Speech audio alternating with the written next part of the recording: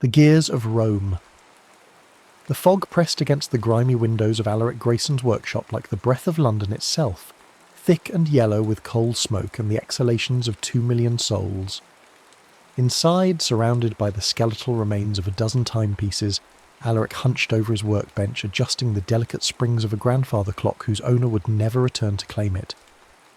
The man had been found floating in the Thames 3 days prior, his pockets empty save for a ticket stub to the underground auction house on Drury Lane. Such were the hazards of collecting antiquities in Victorian London, where the line between scholarship and grave robbing blurred like watercolours in rain.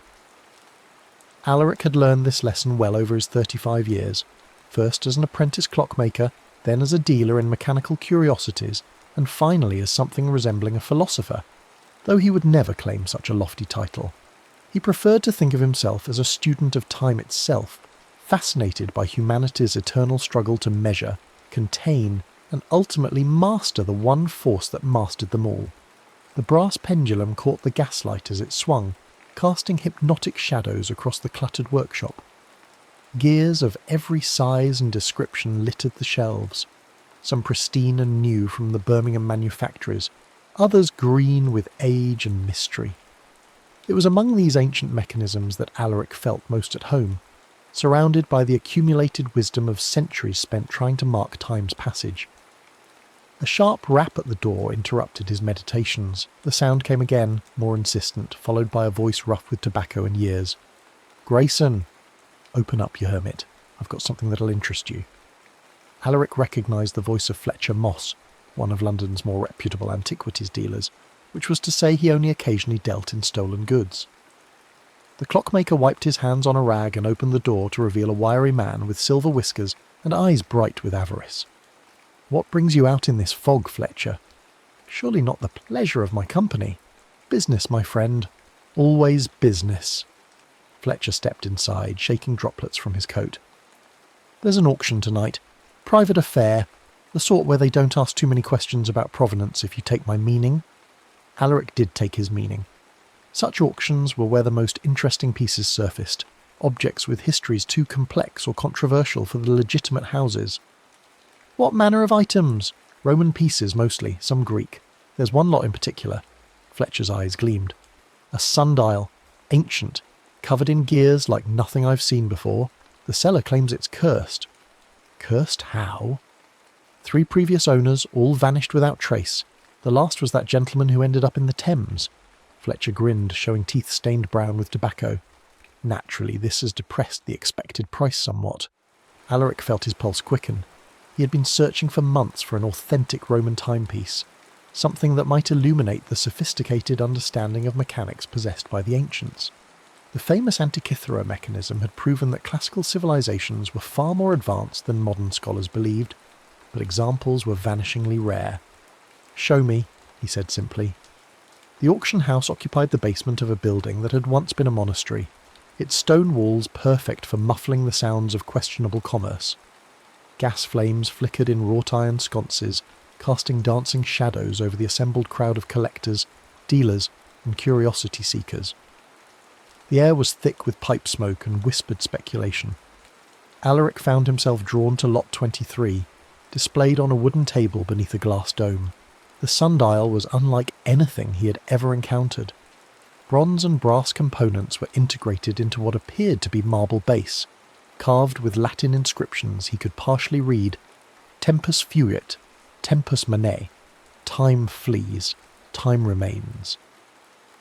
But there were other symbols too, geometric patterns and astronomical diagrams that seemed to shift in the flickering gaslight. The gearwork was extraordinary. Tiny bronze wheels and escapements were visible through gaps in the marble housing, suggesting a mechanism of incredible complexity. This was no simple timepiece, but something approaching a mechanical computer, designed to track the movements of celestial bodies with precision that wouldn't be matched until the Renaissance. "Lot 23, called the auctioneer, a thin man with the pallor of someone who conducted business exclusively in basements. "Roman sundial, provenance uncertain, condition as seen. Bidding starts at £5. The crowd was smaller than usual, and their enthusiasm notably subdued. Superstition ran deep among antiquities dealers, and the sundial's reputation preceded it. Alaric found himself bidding against only 2 other collectors, and within minutes had secured the piece for the surprisingly modest sum of £18. As he arranged for delivery, Fletcher appeared at his elbow. "You've got stones, I'll give you that. Most wouldn't touch that thing for twice the price." "Superstition is the enemy of knowledge," Alaric replied, though he couldn't entirely suppress a shiver as he looked at his purchase. There was something about the device that seemed to watch him back, as if the geometric patterns carved into its surface were eyes rather than mere decoration. The sundial arrived at his workshop the following evening, delivered by 2 men who seemed eager to complete their business and depart. Alaric spent the next several days examining it under magnification, marvelling at the precision of its construction. The gears were cut with mathematical exactness, and the astronomical calculations encoded in its structure revealed an understanding of celestial mechanics that shouldn't have existed for another 1,000 years. But it was the inscriptions that truly captured his imagination. Alongside the Latin were symbols he couldn't identify, resembling no alphabet he knew. Some appeared to be numerical, others geometric, but their meaning remained tantalizingly out of reach. He consulted every reference book in his extensive library, wrote letters to scholars at Oxford and Cambridge, even visited the British Museum to examine their collection of Roman artefacts. Nothing matched the mysterious symbols on his sundial. As December progressed and the winter solstice approached, Alaric became increasingly obsessed with the device. He worked late into the night, oil lamps burning low as he traced the intricate gear patterns and attempted to decode the cryptic inscriptions. Sleep became elusive, haunted by dreams of bronze wheels turning in darkness and voices speaking in tongues he almost but not quite understood. It was on the night before the solstice that inspiration struck. Alaric had been studying the sundial's shadow-casting gnomon when he noticed something peculiar about its angle. Rather than being fixed in the traditional manner, it appeared to be adjustable, connected to the internal mechanism by a series of nearly invisible gear teeth. Moreover, the marble base contained what looked like mounting points for additional components, mirrors perhaps, or prisms. The realization hit him like a physical blow. This wasn't simply a sundial, but something far more complex, a machine designed to manipulate light itself. The gears weren't merely tracking the sun's position, but calculating something else entirely, something that required artificial illumination to function properly. Working with feverish intensity, Alaric began constructing a support apparatus from parts in his workshop. He mounted mirrors on adjustable arms, positioned prisms to split and redirect light, and connected the entire assembly to a gear table powered by a combination of steam pressure and magnetic force. The theory was audacious. If he could recreate the conditions of natural sunlight at the precise moment of solstice, the sundial might reveal its true purpose. The work consumed him completely. He forgot to eat, sleeping only when exhaustion forced him to collapse over his workbench. His landlady, Mrs. Pemberton, knocked repeatedly at his door, concerned by the strange sounds and smells emanating from the workshop. Alaric barely heard her. All his attention was focused on the approaching solstice and the culmination of his experiment. December 21st arrived grey and cold, with snow beginning to fall as evening approached. Alaric made his final preparations as midnight drew near, adjusting mirrors and checking gear ratios with obsessive precision. The sundial sat at the centre of his elaborate apparatus, its bronze surfaces gleaming in the lamplight, waiting. At 5 minutes to midnight he ignited the gas jets that would power his artificial sun. Light blazed forth, reflected and refracted through the network of mirrors and prisms, casting geometric shadows that danced across the sundial's surface like living things. The internal gears began to turn, slowly at first, then with increasing speed as the device found its rhythm. The sound was unlike anything Alaric had ever heard. Not the familiar tick-tock of clockwork, but something deeper, a harmonic resonance that seemed to penetrate his very bones. The shadows cast by the sundial's gnomon began to move independently of the light source, tracing patterns that hurt to look at directly. The air itself seemed to thicken, charged with an energy that made his hair stand on end. As the church bells of London began to toll midnight, marking the exact moment of winter solstice, the sundial reached a crescendo of activity. Gears spun with impossible speed, shadows writhed like serpents, and the harmonic resonance grew so intense that the windows of the workshop began to crack. Alaric reached out to shut down the apparatus, suddenly afraid of what he had unleashed, but it was too late. The world folded in on itself. There was no explosion, no flash of light or crash of thunder. Instead, silence descended like a curtain, followed by pressure that seemed to compress his very soul. Gravity became a living thing, crushing him down and then releasing him so suddenly that he felt himself falling upward into darkness. Time stretched like taffy, each second containing eternities, until consciousness finally fled and left him drifting in a void between moments. Alaric awoke to the sound of birds singing and the warmth of sunlight on his face. The sensations were so pleasant, so completely at odds with the London winter he remembered, that for a moment he simply lay still and enjoyed them. Then reality intruded, and he opened his eyes to find himself lying in a grove of olive trees under a sky so blue it seemed painted. He sat up slowly, his head spinning with disorientation. The air was warm and dry, scented with herbs he couldn't name, and completely free of the coal smoke that was London's constant companion. In the distance he could see white buildings climbing the slopes of hills, their architecture familiar from countless classical illustrations but impossible to mistake for anything modern. The remnants of his sundial lay scattered around him, broken into pieces but recognisably the same device he had been experimenting with hours, or was it centuries, before. His pocket watch, miraculously undamaged, read 2:30, though whether that was afternoon or morning remained unclear. Most disturbing of all, his Victorian clothing, while rumpled and torn, showed no signs of the violent displacement he remembered. A sound of hoofbeats and jingling harness interrupted his examination of the situation. Through the olive trees came a column of men on horseback, their bronze armour gleaming in the sunlight, red cloaks streaming behind them. Roman soldiers, as authentic as the illustrations in his history books, but possessing a vitality and presence that no artist could capture. Alaric's first instinct was to hide, but he was too slow. The lead rider spotted him immediately and barked an order in Latin. The column wheeled toward him with military precision, surrounding him before he could even stand. The decurion who commanded them was a weathered man with scars on his arms and the calculating eyes of a professional soldier. He spoke in rapid Latin, of which Alaric caught perhaps one word in 3. The tone, however, was unmistakable.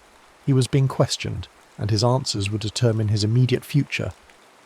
"Non intelligo," Alaric managed, hoping his pronunciation wasn't too atrocious. "I don't understand." The decurion's expression grew suspicious. He dismounted and approached, studying Alaric's clothing with obvious puzzlement. The cut and fabric of Victorian garments were unlike anything from the classical world, and Alaric's pale complexion and soft hands marked him clearly as no labourer or soldier. More Latin followed, accompanied by gestures that needed no translation. Alaric was being taken prisoner, his stammered protests in broken Latin only convincing his captors that he was either a spy or touched by the gods. Either way, he represented something to be investigated by higher authorities. The journey to Rome took 3 days, during which time Alaric learned the realities of ancient travel. The roads, while impressively straight and well-maintained, were hard on feet accustomed to London's cobblestones. The soldiers shared their rations grudgingly, and water was precious enough that his request for a wash was met with laughter. But it was the city itself that truly drove home the reality of his situation. Rome in the reign of Domitian was not the picturesque ruin of later centuries, but a living metropolis of 1,000,000 souls, its streets crowded with merchants, slaves, citizens and foreigners from every corner of the known world. The smell was overwhelming: unwashed bodies, cooking food, animal waste and the smoke of countless fires all combined into an assault on senses accustomed to Victorian standards of hygiene. The slave market where Alaric found himself was a revelation in casual brutality. Men and women were examined like livestock, their teeth checked, muscles tested, scars catalogued by buyers with the detached professionalism of horse traders. Alaric's unusual appearance and obvious education saved him from the worst fate: hard labour in the mines or quarries, but his destination was still servitude. Lucius Varro proved to be a senator of middle rank, wealthy enough to maintain a substantial household, but not so elevated as to attract dangerous attention from the emperor. He was a man in his 50s with the soft physique of comfortable living, and the calculating gaze of someone who had survived decades of Roman politics. His examination of Alaric was thorough and uncomfortably intelligent. "You're no Gaul or German," he said in accented but perfectly understandable Greek, evidently having concluded that Alaric might be from the eastern provinces. "Your hands are too soft for manual labour, but you lack the bearing of nobility. A scribe, perhaps? A tutor?" Alaric nodded eagerly, seizing on the suggestion. "Yes, Dominus. I have knowledge of mechanical things, mathematics, astronomy." Varro's eyebrows rose slightly. Such skills were valuable in a world where accurate calendars and water clocks were marks of sophistication. "Show me." The senator led him to a courtyard where a water clock had stopped functioning, its bronze mechanisms seized with corrosion and neglect. Alaric examined it with the eye of a professional, identifying the problems and the tools that would be needed to correct them. Within an hour, he had the device functioning again, its steady drip marking time with mechanical precision. "Interesting," Varro murmured. "Very interesting indeed." Life in the senator's household followed patterns established over centuries. Alaric was given quarters with the other educated slaves, men who served as secretaries, tutors, and accountants. His status was ambiguous, clearly valuable but equally clearly not to be trusted with sensitive information. He was fed well, clothed adequately, and expected to maintain and repair the various mechanical devices that were marks of Roman sophistication. But it was in the evenings, when his duties were complete, that Alaric began to uncover the mystery that had brought him to this time and place. The senator's library was extensive, containing works on natural philosophy, mathematics, and astronomy that wouldn't survive the fall of Rome.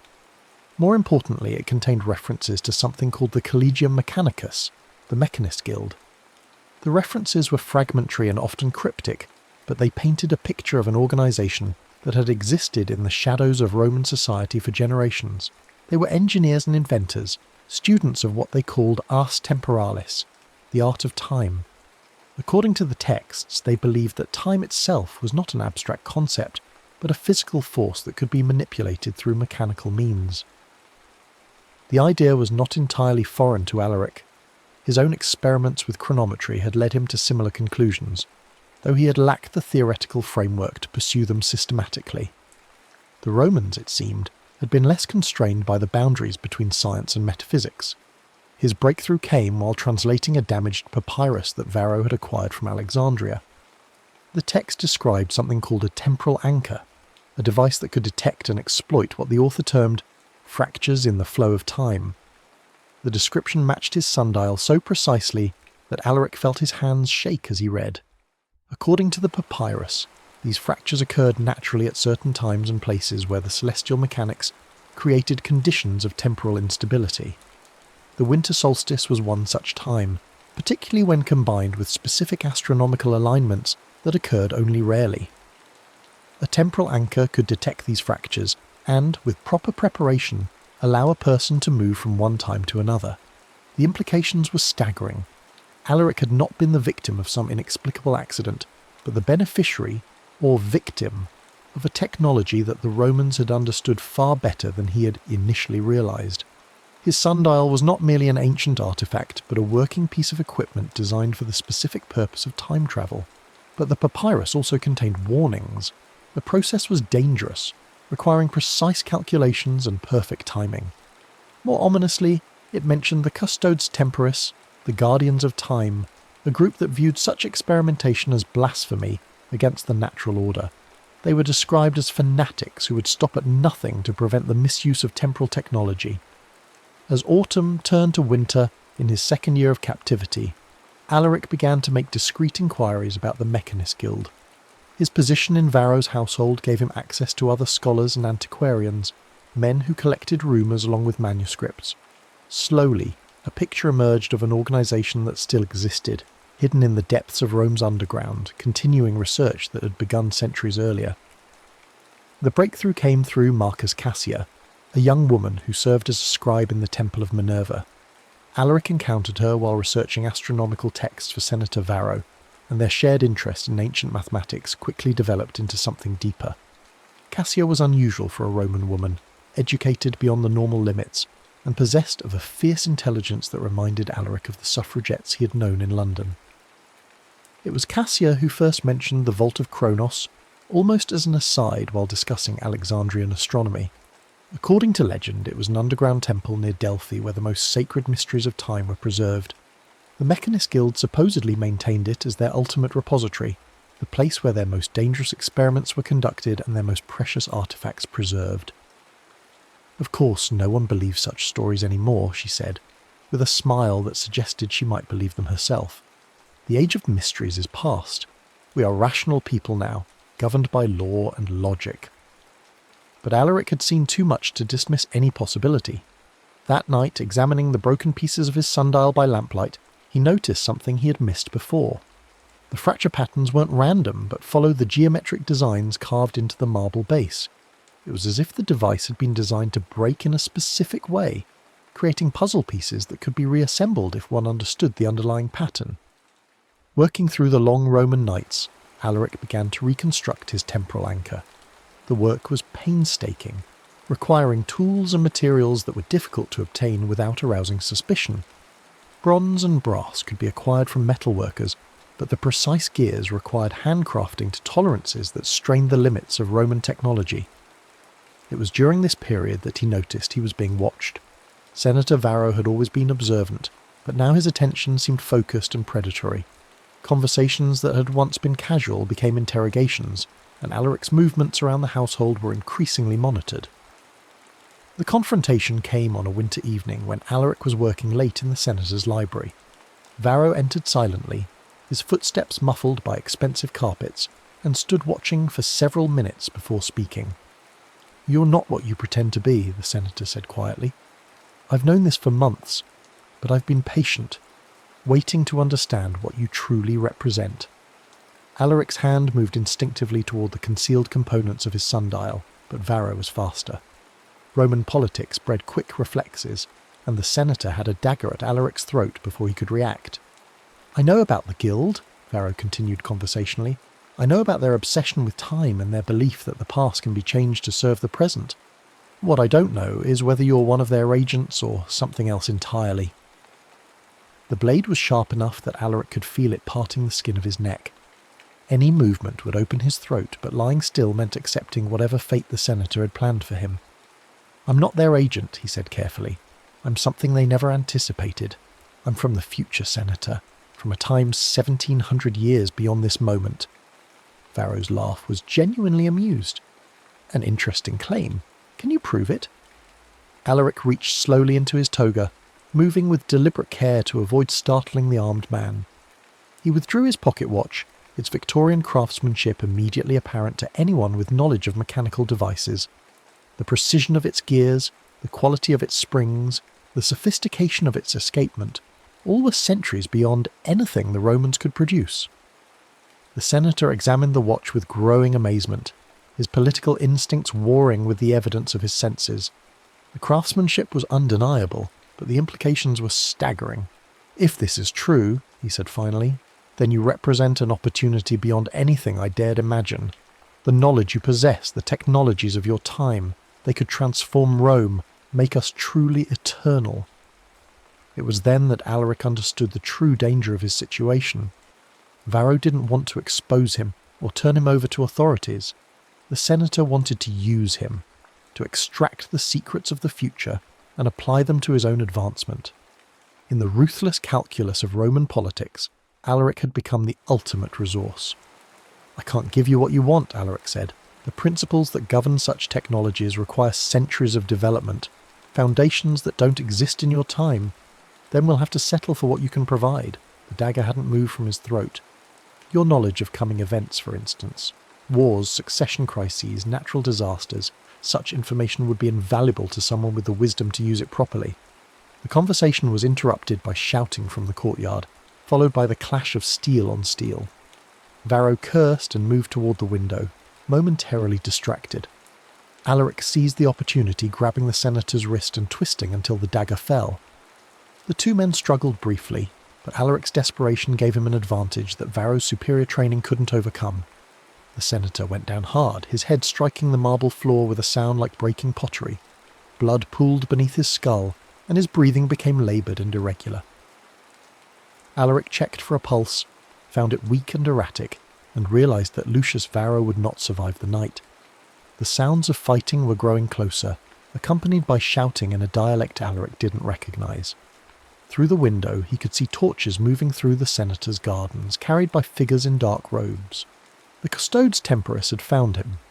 Grabbing the components of his sundial and what tools he could carry, Alaric fled through the library's rear entrance into the maze of corridors that honeycombed the senator's house. Behind him he could hear doors splintering and voices raised in religious fervour. The Guardians of Time had come to cleanse the world of temporal blasphemy, and they would not be deterred by anything as mundane as Roman law. The escape route led through the household slave quarters, where terrified servants cowered in their cells as armed fanatics swept through the building. Alaric's unusual status gave him knowledge of the house's layout that proved invaluable. He knew which passages led to dead ends and which connected to the city's underground drainage system. Rome's sewers were an engineering marvel, but they were also a refuge for those who couldn't afford to live above ground. Alaric found himself in a world beneath the world, where escaped slaves, deserters, and criminals had created a shadow society that mirrored the one above. Here, in the stinking darkness beneath the eternal city, he encountered others who had reason to fear the Guardians of Time. They called themselves the remnants of the Mechanist Guild, though their numbers were few and their resources limited. Their leader was a man named Gaius Mechanicus, almost certainly not his birth name, who had spent decades studying the temporal sciences in hiding. He was ancient by Roman standards, perhaps 70 years old, but his mind remained sharp and his dedication absolute. "We have waited for someone like you," he told Alaric during their first meeting in a chamber carved from the living rock beneath the Palatine Hill. The prophecies spoke of a walker between times who would come from the future to complete the great work. Alaric was sceptical of prophecies, but he couldn't deny the accuracy of their descriptions. The texts the guild had preserved matched his experience too closely to be coincidental. They spoke of a man who would arrive with knowledge of sciences yet to be born, bearing a temporal anchor that could unlock the deepest mysteries of time itself. "What is this great work you speak of?" he asked. Gaius smiled with the satisfaction of someone who had waited decades to answer that question. The mastery of time itself, the ability to move freely through the centuries, to correct the errors of the past and shape the future according to wisdom rather than chance. It was an intoxicating vision, but Alaric had learned to be suspicious of grand ambitions. And the cost? There's always a cost to such power. "The cost is what we're paying now," Gaius replied. "Hiding in sewers, hunted by fanatics, watching Rome decline while we possess the knowledge to save it. The Guardians of Time believe that temporal manipulation is blasphemy, but they're wrong. Time is a tool, like fire or the wheel. It can be used for good or ill, but it cannot be ignored." Over the following weeks, Alaric learned the full scope of the guild's research. They had been studying temporal mechanics for generations, building on fragments of knowledge that suggested an even older tradition. The techniques they had developed were crude compared to what Alaric remembered from his own experiments, but they were based on sound principles and had yielded genuine results. The Vault of Kronos was real, they assured him, though reaching it would be extraordinarily dangerous. It lay beneath a temple complex near Delphi, in chambers that had been carved from the bedrock before the Greeks arrived. The guild maintained it as their ultimate repository, but access required passing through defences both technological and mystical. "The ancients who built it understood truths that we're only beginning to rediscover," Gaius explained. "They knew that time is not uniform. It flows differently in different places, pools in some locations and rushes like a torrent in others. The vault sits at the centre of such a pool, a place where past, present and future intersect. Preparations for the journey took months. The guild's resources were limited, and everything had to be done in secrecy to avoid attracting the attention of the Guardians. Maps had to be studied, supplies gathered, and routes planned that would avoid both Roman patrols and the fanatics who hunted them. It was during this period that Alaric's relationship with Cassia deepened into something approaching love. She had joined him in the underground, abandoning her position at the temple to help with his research. Her knowledge of ancient languages proved invaluable in deciphering the texts that would guide their journey, and her presence provided an anchor of humanity in the increasingly abstract world of temporal mechanics. "Are you certain this is what you want?" he asked her one evening as they worked by lamplight in the guild's hidden library. "The risks are enormous, and success is far from guaranteed." She looked up from the papyrus she was translating, her dark eyes reflecting the flame. "You're asking if I'm willing to die for this cause. The answer is yes, but that's the wrong question." "What's the right question?" "Are you willing to live for it? To accept the responsibility that comes with the power you're seeking?" She set down her stylus and moved closer. "I've seen what you're capable of, Alaric. You have knowledge that could reshape the world. The question is whether you have the wisdom to use it properly." The expedition finally departed Rome in the early spring, travelling as a merchant caravan to avoid suspicion. Besides Alaric and Cassia, the group included Gaius and 3 other guild members, along with Marcellus, a disgraced centurion who served as their military expert. The centurion had been cashiered from the legions for questioning orders during a particularly brutal campaign in Germania, but his skills remained sharp and his loyalty was absolute. The journey to Delphi took 2 weeks, following roads that were ancient when Rome was founded. As they travelled, Alaric began to understand the true scope of what they were attempting. The Vault of Kronos wasn't simply a repository of knowledge, but a functioning temporal laboratory, a place where the flow of time itself could be manipulated. "The ancients built it as a failsafe," Gaius explained as they camped in the shadow of Mount Parnassus. "They knew that their civilization would not last forever, so they created a place where their most important knowledge could be preserved and passed." Alaric found himself drawing on knowledge he hadn't known he possessed, insights that seemed to come from some deeper source than his Victorian education. The symbols that had been mysterious when he first encountered them on his sundial now made perfect sense, revealing themselves as a sophisticated notation system for temporal mathematics. The first major obstacle was a massive bronze door covered in rotating discs, each inscribed with astronomical symbols. The solution required calculating the exact celestial positions for the night of the winter solstice in the year the vault was built, a date that had to be deduced from the astronomical data encoded in the mechanism itself. Working by torchlight, with the constant fear of pursuit by the guardians of time, Alaric and Cassia spent hours working through the calculations. The mathematics were elegant but fiendishly complex, requiring an understanding of precession, orbital mechanics, and temporal distortion that pushed the limits of their knowledge. "There," Cassia said finally, her voice hoarse with exhaustion. "If I'm right, the configuration should be Jupiter, in conjunction with Mars, with Venus rising at the moment of solstice." Alaric carefully adjusted the bronze discs, feeling the ancient mechanism respond to his touch. There was a moment of perfect silence, then a deep rumbling as counterweights shifted and gears engaged. The massive door swung open, revealing a corridor that stretched into darkness beyond the reach of their torches. The passage beyond was a marvel of engineering, its walls lined with bronze mirrors polished to perfection. As they advanced, Alaric realized that the mirrors were more than decoration. They were part of an optical computer, designed to perform calculations using reflected light. The patterns of reflection changed as they moved, creating displays of astronomical data that tracked their progress through the complex. The second obstacle was more subtle but equally challenging. The corridor split into multiple branches, each identical in appearance but leading to different destinations. There were no obvious clues to guide their choice, but Alaric gradually realized that the solution lay in understanding the nature of time itself. "It's not a maze," he said suddenly. "It's a demonstration. Each path represents a different understanding of temporal mechanics, and only one leads to truth." The correct path, he realized, was the one that acknowledged the paradoxical nature of time travel itself. By choosing the route that seemed to double back on itself, they found themselves approaching the heart of the vault, along a trajectory that satisfied the requirements of temporal consistency. The final chamber took Alaric's breath away. It was vast, carved from the living rock, and lit by some source that seemed to emanate from the stone itself. At its centre stood an orrery of impossible complexity, its bronze and gold spheres tracking the movements of celestial bodies with precision that wouldn't be matched for centuries. Around the walls, mechanical devices of every description hummed with quiet activity. Clocks, calculators, and machines whose purpose defied immediate understanding.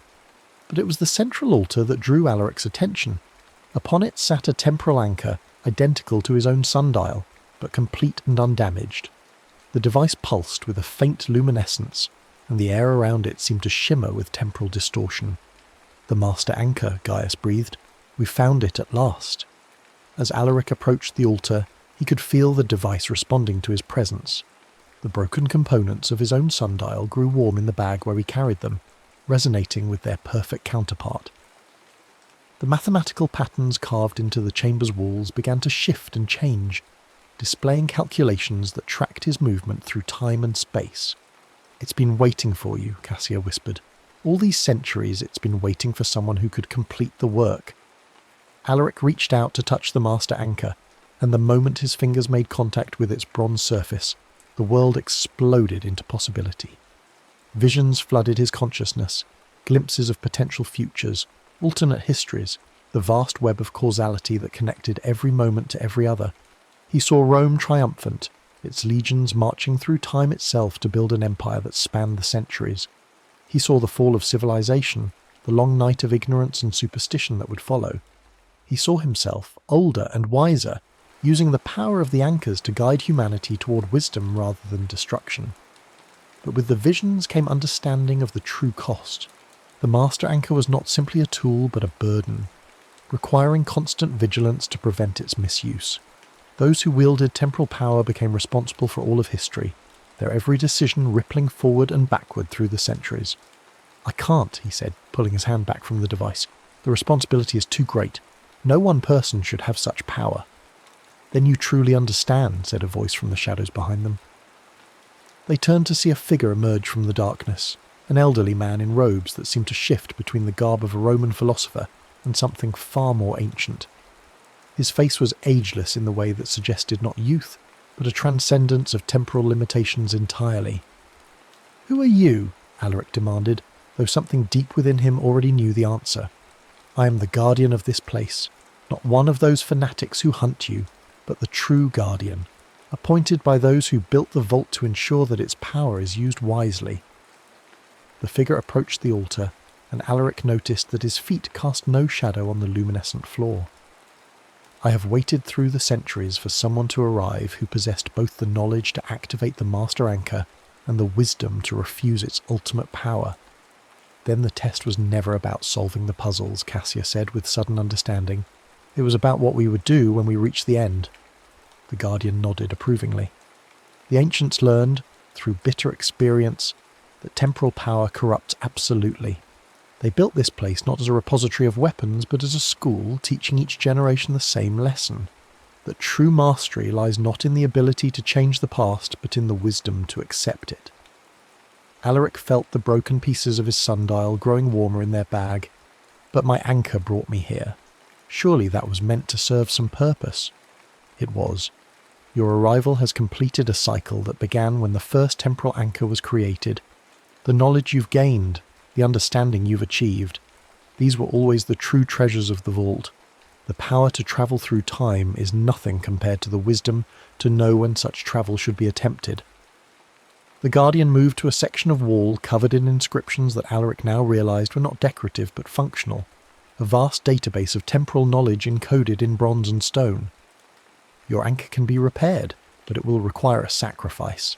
The master anchor must be used as a template, its perfect structure serving as a guide for the reconstruction, but the process will drain its power, leaving it inert."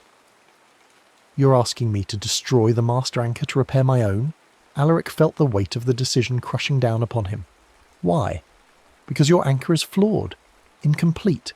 It brought you here through accident rather than design, and it can return you home the same way. But the master anchor is too perfect, too powerful. In the wrong hands, it could unravel the very fabric of time itself." The sound of distant shouting echoed through the corridors, growing steadily closer. The guardians of time had found them at last. "We're out of time," Martellus said grimly, his hand moving to his sword. "They'll be here within minutes."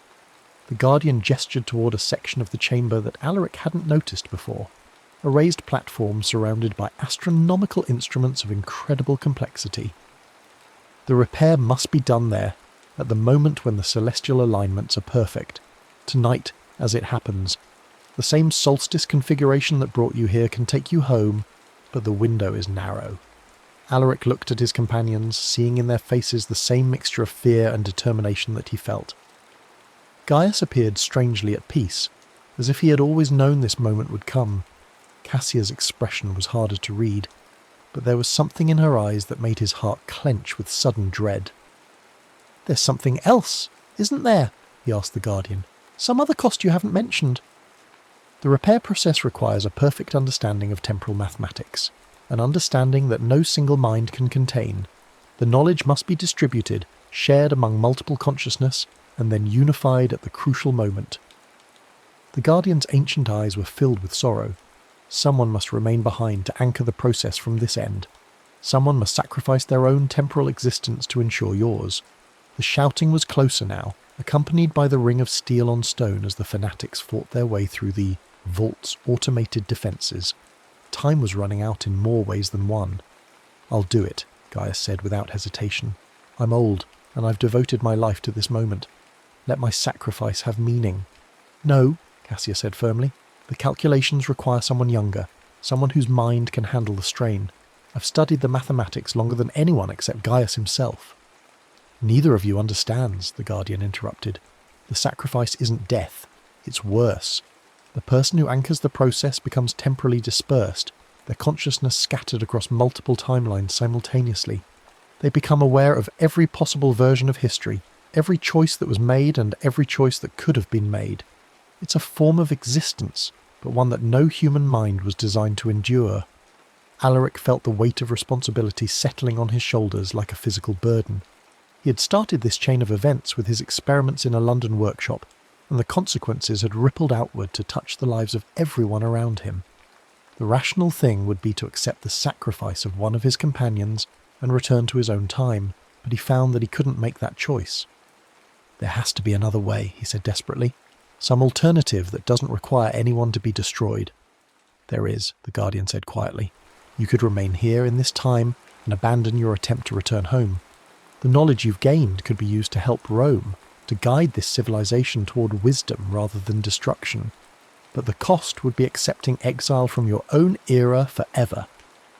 The sound of approaching footsteps grew louder, punctuated by the crash of doors being forced open. The fanatics were almost upon them. "Alaric," Cassia said urgently, "you have to choose. There's no more time for deliberation." He looked at her, seeing in her face the love that had grown between them over the months of shared danger and discovery. She was offering him a future in this time, a life they could build together among the ruins of the ancient world. All he had to do was accept that his own era was lost to him forever. But as he weighed the choice, fragments of memory from his visions at the master anchor returned to him. He had seen the long night of ignorance that would follow Rome's fall, the centuries of darkness that his Victorian era was only beginning to emerge from. His knowledge, his understanding of temporal mechanics, these could indeed change history, but would the changes be for the better? "I can't," he said finally. "The temptation to interfere, to use my knowledge to change things, it would be too great. I would become exactly the kind of temporal tyrant that the ancients feared." The Guardian nodded approvingly, but before he could respond, the chamber's entrance exploded inward. Armed figures in dark robes poured through the opening, their faces hidden behind masks that bore the symbol of an hourglass with broken glass. The Custodes Temporis had found them at last. "Blasphemers!" their leader shouted, raising a bronze sword that gleamed with religious fervour. "You have violated the sacred order of time itself. The punishment is death." Marcellus stepped forward to meet them, his gladius appearing in his hand with practised ease. The sound of steel on steel rang through the chamber as he engaged the first wave of attackers, but there were too many of them, and his position was hopeless. "The platform!" the Guardian shouted over the din of battle. "Begin the repair now, while there's still time!" Alaric grabbed the components of his broken sundial and ran toward the astronomical platform, Cassia close behind him. The instruments there were unlike anything he had ever encountered, their bronze surfaces covered with symbols that seemed to shift and change as he watched. But somehow he understood their purpose. His consciousness expanded by contact with the master anchor to encompass knowledge he had never formally learned. Working with desperate haste, he began to align the broken pieces of his temporal anchor according to the patterns displayed on the ancient instruments. The mathematics were staggering in their complexity. Calculations that tracked the movement of every celestial body, accounted for the subtle distortions of space-time, and predicted the exact moment when the conditions for temporal transit would be perfect. Cassia worked beside him, her understanding of the ancient texts allowing her to interpret symbols that remained mysterious to him. Together, they began to reconstruct not just the physical device, but the mathematical framework that governed its operation. The battle raged around them as Gaius and the other guild members joined Marcellus in holding back the fanatics. But it was a losing fight. The Custodes Temporis were driven by religious fervour and outnumbered their opponents 3-1. Bodies began to fall, their blood staining the luminescent floor of the ancient chamber. "Almost there," Alaric muttered, adjusting the final gear into position. The sundial was taking shape again, its bronze components fitting together with the precision of master craftsmanship. But something was still missing, the final element that would complete the device and allow it to function. He felt in his pockets, searching for anything that might serve, and his fingers closed around his Victorian pocket watch. The timepiece that had survived his journey through the centuries, that had marked the hours of his captivity and exile, it contained components that were precisely what his temporal anchor needed. Without hesitation, he began to disassemble the watch, removing its springs and gears with the delicate touch of a master craftsman. The pieces fitted into the sundial's mechanism as if they had been designed for that purpose, completing circuits that had remained open for 2 millennia. The moment the final component clicked into place, the temporal anchor began to glow with the same luminescence that suffused the chamber. The astronomical instruments around the platform responded, their bronze surfaces displaying calculations that tracked the approaching moment of temporal opportunity. "Now," the Guardian shouted, "the alignment is perfect, but remember, someone must anchor the process from this end." Alaric looked around the chamber, seeing the desperate situation of his companions. Marcellus was down, his sword broken, blood streaming from a wound in his side. Gaius fought with the fury of desperation, but he was old and tiring rapidly. Only Cassia remained unengaged in the battle, standing beside the platform with her eyes fixed on the glowing sundial. "I'll do it," she said quietly, her voice barely audible over the din of combat. "I understand the mathematics, and my mind is strong enough to handle the strain." "No." Alaric reached for her, but she stepped back, placing herself at the centre of the astronomical array. "There has to be another way. There is no other way, and you know it." Her smile was sad but resolute. "This is what I choose, Alaric. Let me choose." The sundial's glow intensified as the celestial alignment reached its peak. Around the chamber, the bronze mirrors began to focus their reflected light onto the platform, creating a network of energy that made the air itself shimmer with potential. The moment of transition was approaching rapidly. Cassia began to speak in a language that Alaric didn't recognize, her words following mathematical patterns that seemed to resonate with the fabric of space-time itself. As she spoke, her form began to blur, becoming translucent as her consciousness dispersed across multiple temporal dimensions. "Remember me?" she whispered, her voice coming from everywhere and nowhere at once. "Remember all of us." The last thing Alaric saw before the world dissolved around him was her face, beautiful and terrible in its sacrifice, as she gave up her singular existence to anchor his passage through time. Then the bronze mirrors flared with blinding light, the astronomical instrument screamed with harmonic resonance, and reality folded in on itself once again. He awoke in his London workshop to the familiar sound of coal smoke and fog pressing against the windows. The gaslight flickered exactly as he remembered, casting the same shadows across his cluttered workbench. His pocket watch, whole and undamaged, read midnight on December 22nd, exactly 24 hours after he had begun his experiment. But the sundial was gone. In its place on his workbench lay only a small gear of unknown metal, warm to the touch and inscribed with symbols that hurt to look at directly. When he picked it up, he found that it had somehow embedded itself in his palm, becoming part of him in a way that was more than merely physical. The knowledge remained too. Everything he had learned in ancient Rome, every insight into the nature of time and causality, every moment of love and loss, all of it was preserved in his memory with perfect clarity. He was no longer simply Alaric Grayson, Victorian clockmaker, but something more complex. A man who had lived in 2 eras and understood the true cost of temporal power. On his desk, written in a hand he recognised with a pang of grief, was a scroll of papyrus that had not been there before his departure. Cassia's final gift to him, the story of her life after his departure, written in the scattered moments of consciousness that remained to her across the multiple timelines she now inhabited. She had lived, the scroll told him, though not in any way that could be called normal. Her sacrifice had dispersed her consciousness across every possible version of history, allowing her to witness the rise and fall of civilizations, the birth and death of stars, the endless dance of cause and effect that governed the universe. She had become something between human and goddess, a guardian of temporal continuity who ensured that the most dangerous paradoxes were prevented. The scroll ended with words that brought tears to his eyes. "I have seen every possible future, my love, and in all of them, our sacrifice had meaning. The knowledge you carry back to your time will guide humanity toward wisdom, though the path will be long and difficult. Remember us not with sorrow but with joy, for we achieved something that no others in history have managed. We touched the very heart of time itself and found it good." The next morning brought Fletcher Moss to his door again, bearing word of another auction, another collection of mysterious artefacts from the ancient world. But this time, Alaric was ready. The gear embedded in his palm pulsed with warmth as he examined the dealer's offerings, revealing which items were authentic temporal devices and which were merely curious relics. "This one," he said, pointing to a bronze armillary sphere that looked unremarkable but sang with harmonic resonance to his enhanced senses. "And that, a Roman abacus that contained computational principles centuries ahead of its apparent age." "You've developed quite an eye," Fletcher observed with professional admiration. "Most collectors take years to develop such discrimination." Alaric smiled, thinking of Cassia and her patient instruction in the mathematical principles that governed temporal mechanics. "I've had good teachers." As the weeks passed, Alaric began to understand the true scope of his mission.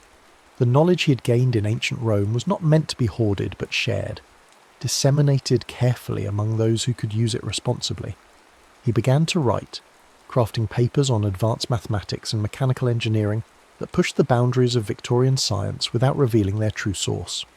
The Royal Society received his treatise on harmonic resonance and precision timekeeping with considerable interest.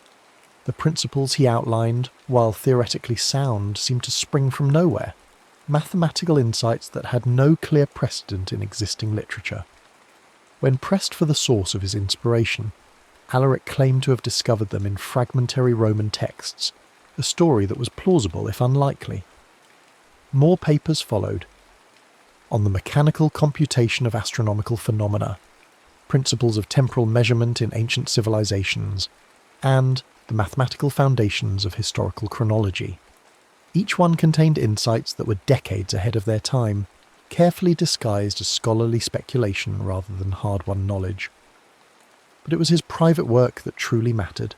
In the evenings, when his official correspondence was complete, Alaric laboured on a comprehensive treatise on temporal mechanics, the complete theory of time travel as understood by the Roman Mechanist Guild, expanded and refined by his own experiences. The work was too dangerous to publish, but it would serve as a guide for future generations who might encounter the same mysteries he had faced. He also began to collect, using his enhanced understanding to identify and acquire genuine temporal artifacts before they could fall into dangerous hands. The gear in his palm served as an infallible detector, warming in the presence of devices that could manipulate time and remaining cool near mere curiosities.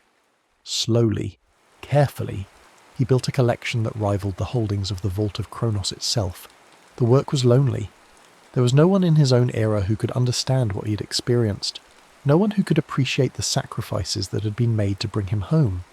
He thought often of Cassia, wondering if somewhere in the vast web of alternate timelines she was aware of his efforts. The gear in his palm would sometimes grow warm without apparent cause, and he chose to interpret this as her presence, watching over him from her dispersed existence across the centuries. Years passed. Alaric's reputation as a scholar grew, his papers cited by the leading scientists of the age. But none of them suspected that their respected colleague was working from knowledge gained in an era that had ended more than a millennium before their birth.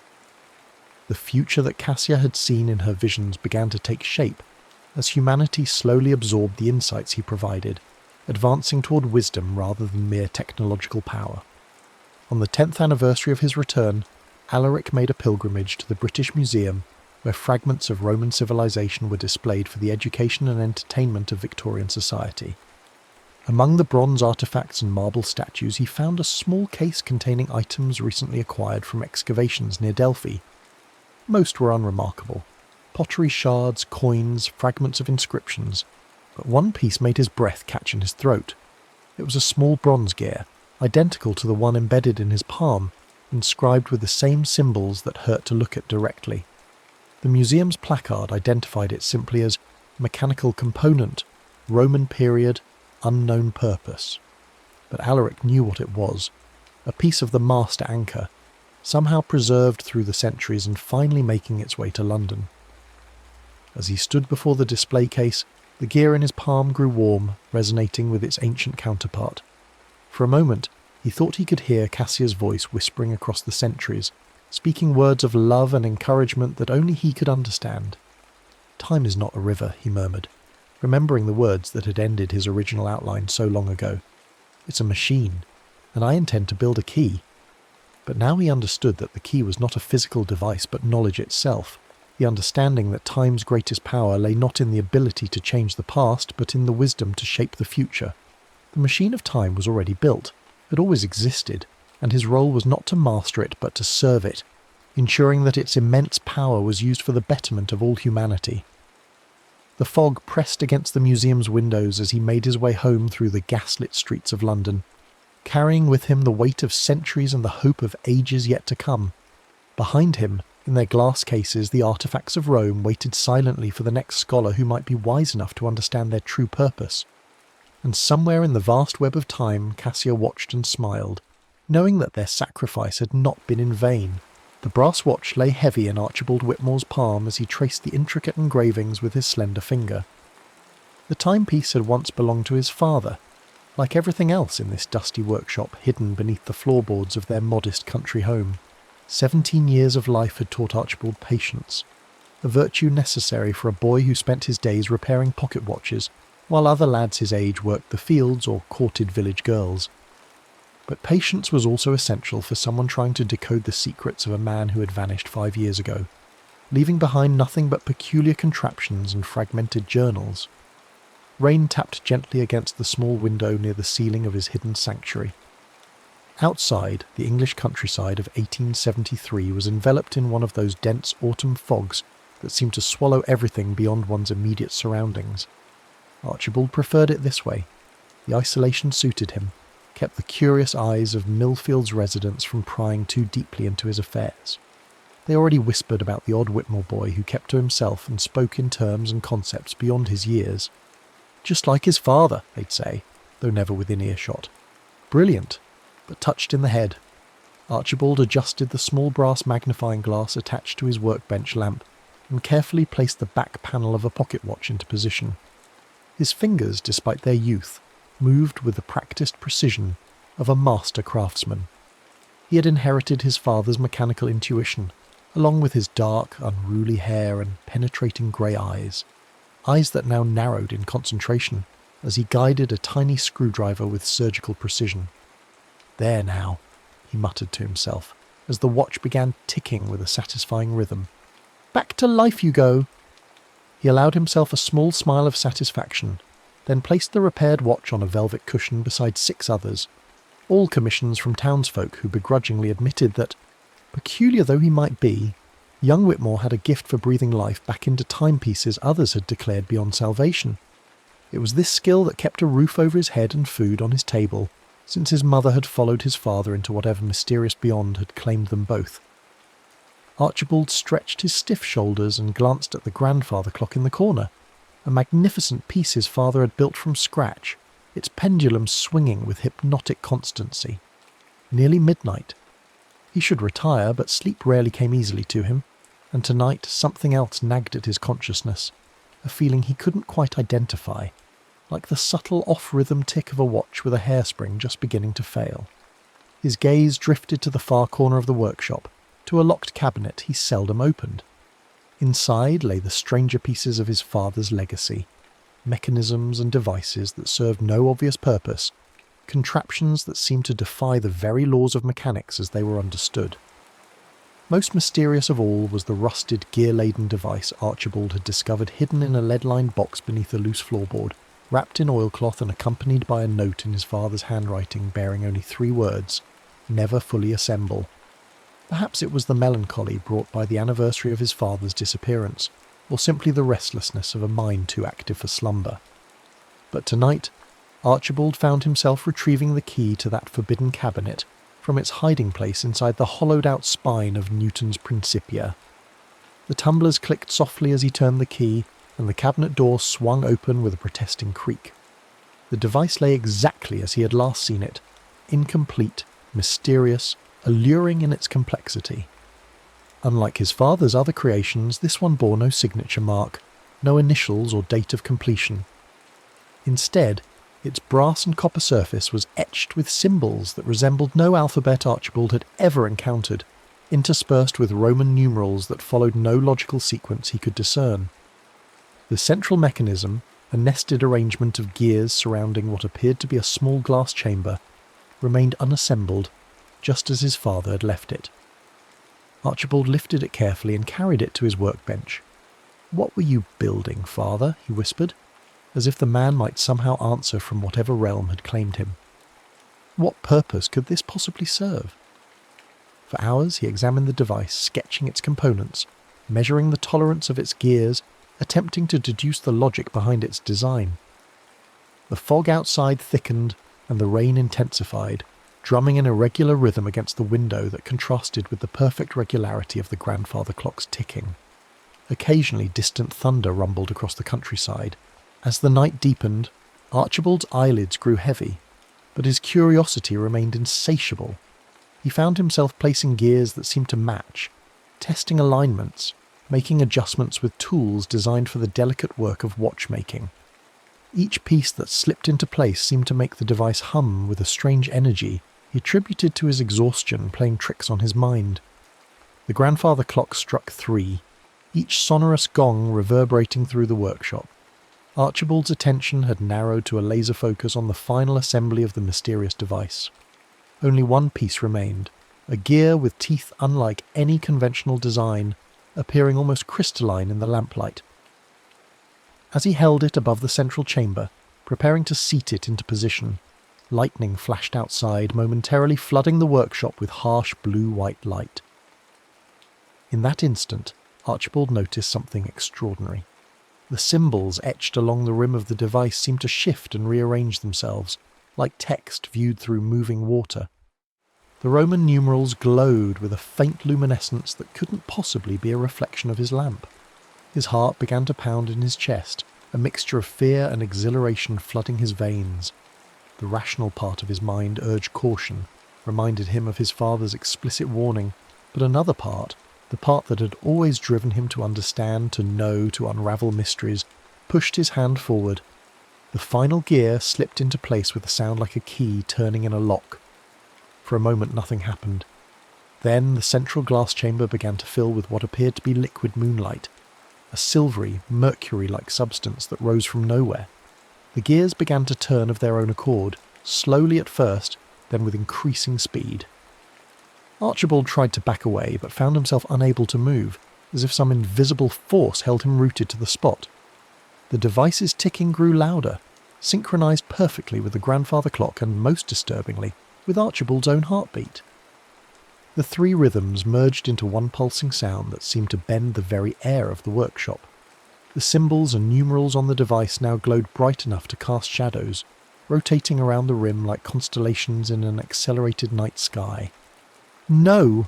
Archibald gasped, finally breaking free of his paralysis and reaching for the device, intending to dismantle it before whatever was happening progressed further.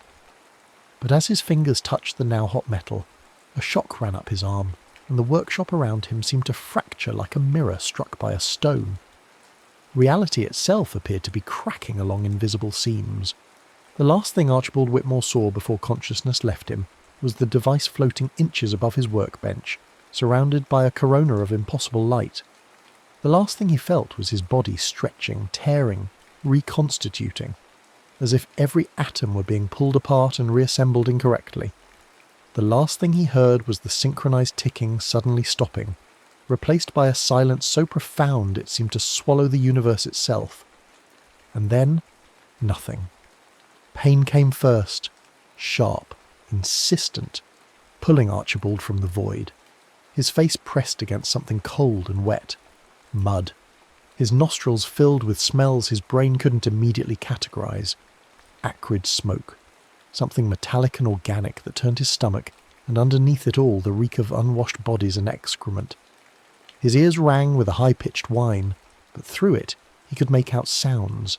Distant explosions, shouting, the mechanical stutter of, were those guns? Forcing his eyes open, Archibald tried to process what he was seeing. Grey sky. Brown earth churned into a nightmare landscape. Barbed wire stretched across a wasteland of craters and splintered tree trunks. None of it made sense. Had he hit his head? Was he dreaming?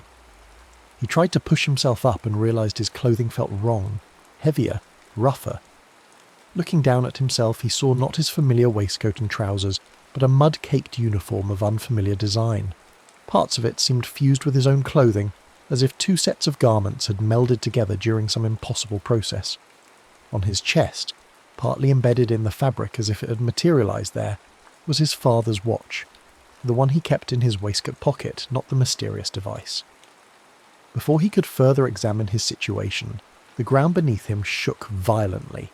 A deafening explosion sent dirt and debris raining down around him. Instinctively, he covered his head with his arms and tried to make himself smaller. "Get down, you bloody fool!" The voice came from somewhere to his left, followed by a rough hand grabbing his collar and yanking him sideways. Archibald tumbled into a deep trench, landing hard against its muddy wall. Looking up, he found himself staring into the dirt-streaked face of a man perhaps 10 years his senior, wearing a uniform similar to the one now mysteriously adorning Archibald's own body. "Are you trying to get your head blown off?" the man demanded, his accent marking him as a Londoner. "Fritz is shelling the whole sector. Everyone back to the dugouts." Archibald opened his mouth, but no words came. His mind raced, trying to assemble the pieces of this impossible puzzle. The landscape, the uniforms, the weapons, they were unlike anything he had ever seen, yet somehow familiar from books, or perhaps his father's more esoteric journals. Where am I?" he finally managed, his voice sounding strange to his own ears. The soldier gave him a look that mingled irritation with concern. "Took some shrapnel to the head, did you? You're on the Western Front, mate. Somme offensive. Now move your ass before we both end up in pieces." Western Front? Somme? The terms meant nothing to Archibald, yet the urgency in the man's voice compelled him to scramble to his feet and follow as another explosion rocked the earth nearby. They moved along the trench, a deep zigzagging channel reinforced with wooden planks and sandbags, passing other men in similar uniforms who crouched against the walls or huddled in small recesses. The scene was something from a fever dream, or one of the more vivid descriptions of hell from Milton's Paradise Lost. Men caked in mud, many sporting bandages stained with blood and worse. The air thick with smoke and the smell of cordite. Constant, thunder-like booming in the distance, punctuated by sharper cracks and the occasional scream. Archibald was guided, half pushed really, into a wider section of the trench system where wooden supports created something resembling a room dug into the earth. Men sat on ammunition crates or directly on the duckboard floor, some playing cards, others writing letters, many simply staring into space with vacant expressions that suggested their minds had retreated to safer territories than their bodies currently occupied. "Found this one wandering in no man's land," his rescuer announced to the group. "Seems a bit dazed. Anyone know which company he's with?" The men glanced up, eyes passing over Archibald with minimal interest before returning to their previous occupations. Only one, an older man with a sergeant's stripes and a face weathered beyond its years, gave him more than a cursory examination. "Don't recognise him," the sergeant said, "but uniforms are all so caked in mud now, hard to tell which lot he belongs to. Could be one of the replacements that came in last night." He addressed Archibald directly. "What's your name and unit, soldier?" "Archibald Whitmore," he replied automatically, then hesitated. Unit? He had no unit, no military training, no business being in what was clearly some kind of battlefield. Yet here he stood, wearing a uniform surrounded by men who seemed to accept his presence, even if they couldn't place him. I'm not certain, he added, deciding that confusion might be his best defence until he could make sense of his situation. There was an explosion. I don't remember much before that. The sergeant's expression softened slightly. Shell shock. Seen it before. He turned to the man who had brought Archibald in. Put him with Barker's group. They're down 3 men after yesterday's push. He can sort himself out there until the medical officers can have a look at him. Archibald was led deeper into the trench system, his mind racing to process everything. Shell shock. The Western Front. Somme. These terms, combined with the weapons and uniforms he was seeing, began to coalesce into a horrifying possibility. He had read enough history to recognise the hallmarks of warfare, but this was like nothing from his own time. His own time. The thought struck him with the force of the explosion still rocking the earth above. Was it possible? Had that device, his father's mysterious contraption with its rune-like etchings and impossible mechanics, somehow thrown him forward in time? It seemed absurd, the stuff of H.G. Wells's scientific romances, yet no other explanation presented itself. What year is it? He asked his guide, trying to keep his voice casual despite the existential dread building in his chest. The man gave him a sidelong glance. Christ, mate, you really did get your bell rung, didn't you? It's 1916. July, if you've lost track of that too. 1916. The number hit Archibald like a physical blow. 43 years. Somehow he had travelled 43 years into the future and landed in the middle of what must be a war of unprecedented scale, judging by what little he could see from the trenches. A war enveloping nations, perhaps even continents. What calamity had befallen the world during those lost decades? Before he could pursue this line of thought further, they reached another dugout where a group of about 8 men were engaged in the mundane tasks of warfare. Cleaning rifles, mending uniforms, eating from tin containers. They looked up with the same disinterested expressions he had encountered in the previous group. "New one for you, Barker," his guide announced to a stocky, red-faced man who appeared to be in charge. "Found him wandering above. Bit scrambled in the head, but the sergeant says he's yours now." Barker looked Archibald up and down with a critical eye. "Can you shoot?" he asked bluntly. Archibald had fired his father's old hunting rifle exactly twice in his life, both times at targets and with minimal success. "Not well," he admitted. "Can you run messages without getting lost?" I believe I could manage that. Can you follow orders without getting yourself or the rest of us killed?" Archibald swallowed hard. "Yes, sir," Barker snorted. "I'm not an officer, thank Christ. Corporal will do." He pointed to an empty space along the wall. "That's your spot. Jenkins, Hawkins and Murray won't be needing theirs anymore, so take what you need from their kits. Food comes twice a day if we're lucky. Water when you can get it. Keep your head down, do as you're told, and you might live long enough to remember your own name." He turned back to the others, dismissing Archibald from his attention. "Stand to in 30 minutes, lads. Check your ammunition." Left to his own devices, Archibald made his way to the indicated spot where 3 packs lay untouched, their owners presumably among the countless dead this war was creating. The thought of looting from the deceased turned his stomach, but survival instinct overwhelmed moral qualms. He needed to understand this new reality, and more importantly, find a way back to his own time. As he sat examining the contents of the packs, finding items both familiar and foreign, from tobacco pouches to gas masks whose purpose he could only guess at, his hand strayed to the watch embedded in his uniform. It still ticked, but something about its rhythm seemed off, as if it were keeping time to a different clock altogether. Opening it, he noticed the second hand moving in tiny stutters, rather than the smooth sweep it should have exhibited. More concerning were the face and hands, which occasionally seemed to blur and duplicate themselves, showing 2 slightly different times simultaneously, before resolving back into a single image. It was as if the watch itself was caught between moments, unsure of its place in the time stream. First time at the front? The question startled Archibald from his examination. Looking up, he saw a thin-faced man with kindly eyes watching him from a few feet away. "Is it that obvious?" Archibald replied, attempting to strike a balance between the truth and what would be believable to these men. The soldier chuckled softly. "You've got that look, like you've woken up in someone else's nightmare." He extended a hand. "Private Thomas Cooper, formerly a carpenter from Bristol, currently expendable infantry in His Majesty's forces." Archibald accepted the handshake. Archibald Whitmore. Unusual name that, not many Archibalds in the ranks. Where are you from? Millfield, Archibald answered automatically. Small village in Hertfordshire. Cooper nodded. Never heard of it, but England's full of places I've never heard of. I joined up with 5 other lads from my street. I'm the only one still breathing. He said this matter-of-factly, as if discussing the weather rather than the obliteration of his friends. Archibald struggled to find an appropriate response, but was saved by a commotion at the entrance to the dugout. A man in a more elaborate uniform, an officer, Archibald presumed, ducked inside, accompanied by another soldier carrying a large metal container. Mail and rations, the officer announced. Cooper, Barker, Simmons, Whitmore and Wells. You're on patrol tonight. Western section of the line needs reconnoitring after today's barrage. Report to Lieutenant Hadley at dusk. Archibald felt his heart sink. Patrol? In this hellscape of artillery and barbed wire? He had no training, no knowledge of military protocols, barely even understood the conflict he'd been dropped into.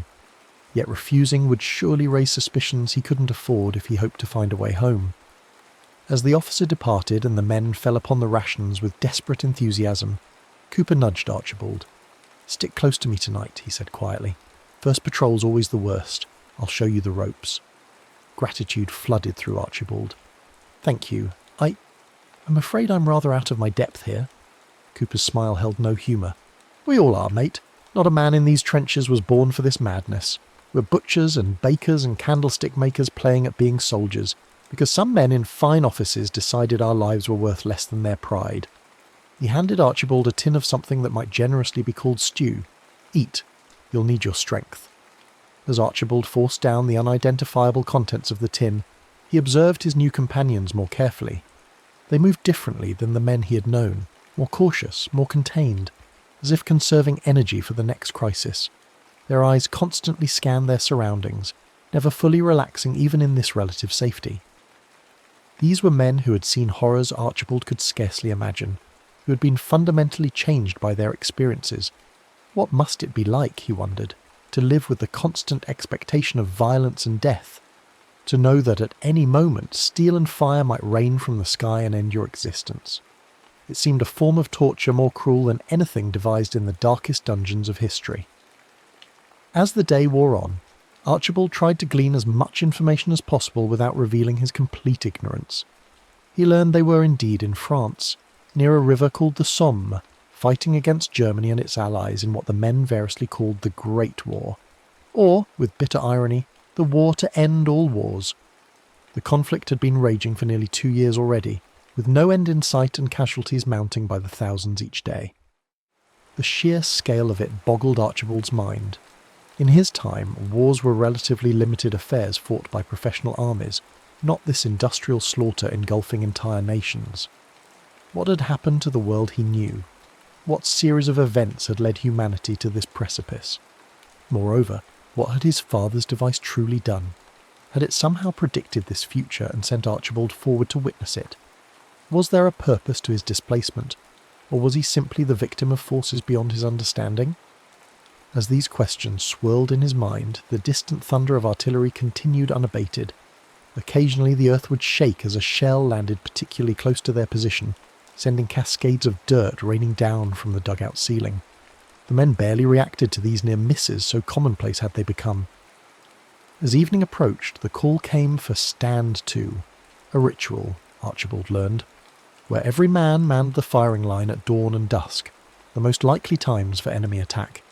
He followed Cooper up a series of wooden steps to the trench proper, where they took positions along a raised platform that allowed them to peer cautiously over a wall of sandbags.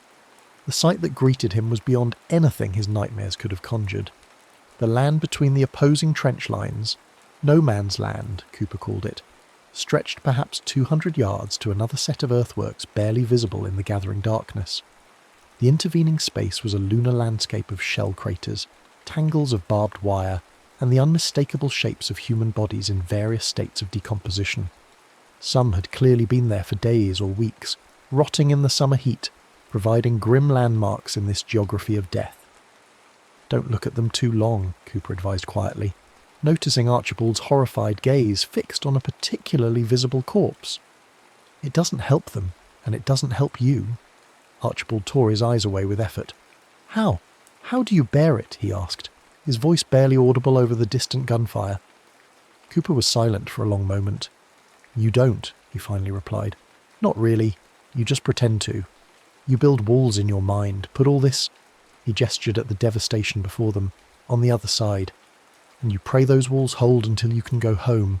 He paused, then added, if home still exists when this is over. They stood their watch in silence after that, each lost in his own thoughts. When the order came to stand down, they returned to the dugout to prepare for the night patrol.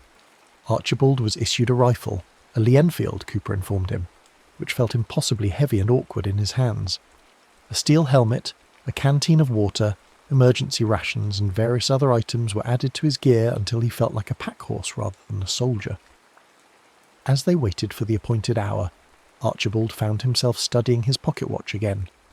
The anomalies he'd noticed earlier seemed to be intensifying.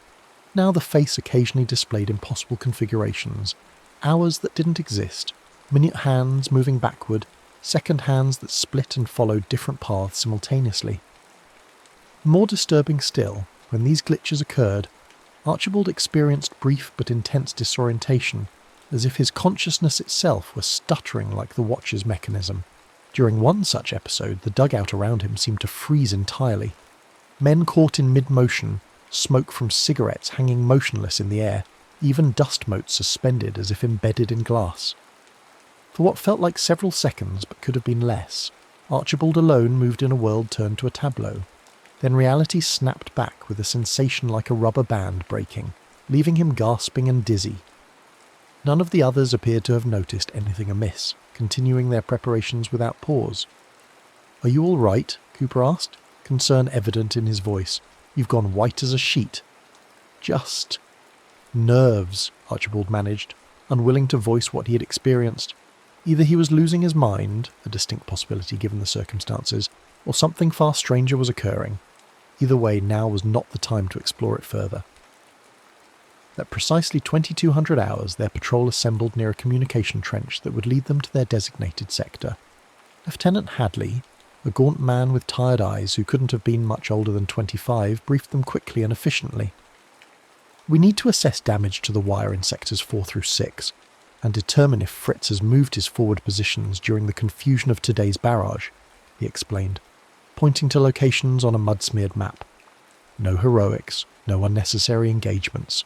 We observe, we report back. Questions." There were none. The 5 men checked their weapons one final time, blackened any exposed skin with burnt cork to reduce visibility, and followed Hadley into the darkness. Moving through the trenches at night was a disorienting experience. The zigzagging passages seemed designed to confuse, and the occasional flare fired from either side cast strange, shifting shadows that played tricks on the eyes. Archibald focused on Cooper's back, trusting the more experienced soldier to guide him safely. They reached a point where the trench system ended at a ladder leading up to ground level. Hadley went first, peering cautiously over the edge before signalling the all clear. One by one they followed, crouching low as they emerged into no man's land. The reality of this blasted territory was even more horrifying up close. Shell craters, some filled with stagnant water, pockmarked the earth like smallpox scars. The twisted metal of barbed wire entanglements reflected what little moonlight penetrated the clouds. And everywhere, the detritus of battle, broken rifles, shredded equipment, and worst of all, the omnipresent dead, their forms often reduced to unrecognizable heaps of cloth and flesh. They moved in a loose formation, communicating through hand signals Archibald barely understood, but desperately tried to mimic. The night was surprisingly loud. Distant machine guns stuttered, artillery boomed on the horizon, and occasionally the haunting cry of a wounded man calling for help drifted across the battlefield. As they approached the first section of wire they were to inspect, Archibald's watch began to behave erratically again. The ticking increased in volume until it seemed impossibly loud in his ears, drowning out even the sounds of war around them. The hands spun wildly, and the face glowed with the same unearthly light he had seen emanating from his father's device just before his displacement. Then, without warning, the world around him changed. The night remained, but the battlefield transformed. Where moments before there had been cratered earth and tangled wire, now Archibald saw grassy fields under moonlight, unmarred by war's devastation. In the distance, instead of trench lines, peaceful farmhouses stood with soft light glowing from their windows. He blinked, and the vision vanished, reality snapping back to its war-torn state. But something had changed. His patrol companions were frozen in mid-stride, as motionless as figures in a photograph. Even the flares that had been drifting slowly earthward hung suspended in the air, their light creating statuary from the surrounding landscape. Archibald's heart pounded in his chest as he realised he was experiencing another temporal anomaly, but this one far more pronounced than before. Was this what his father's device was designed to create? Fissures in the fabric of time itself? Before he could further contemplate the implications, reality fractured again. Now he saw multiple overlapping scenes like double-exposed photographs. The battlefield as it currently existed, yes, but also glimpses of what it had been before, peaceful farmland, and more disturbingly what it might become, a memorial site with stone markers and trim grass, visitors walking solemnly among monuments to the fallen. The watch in his hand burned hot suddenly, forcing him to release it. Rather than falling, it remained suspended in the air before him, ticking so rapidly the sound became a continuous hum. Around him, time itself seemed to stutter and skip like a damaged gramophone reel. Then, as abruptly as it had begun, the phenomenon ceased. The watch dropped into the mud, reality solidified, and his companions resumed their movement as if nothing had occurred. To them, perhaps nothing had. The entire episode might have transpired in the space between one heartbeat and the next. Archibald retrieved his watch with trembling fingers, noticing that while it now ticked normally, the hands pointed to an impossible hour, 13 o'clock, before suddenly resetting to the correct time.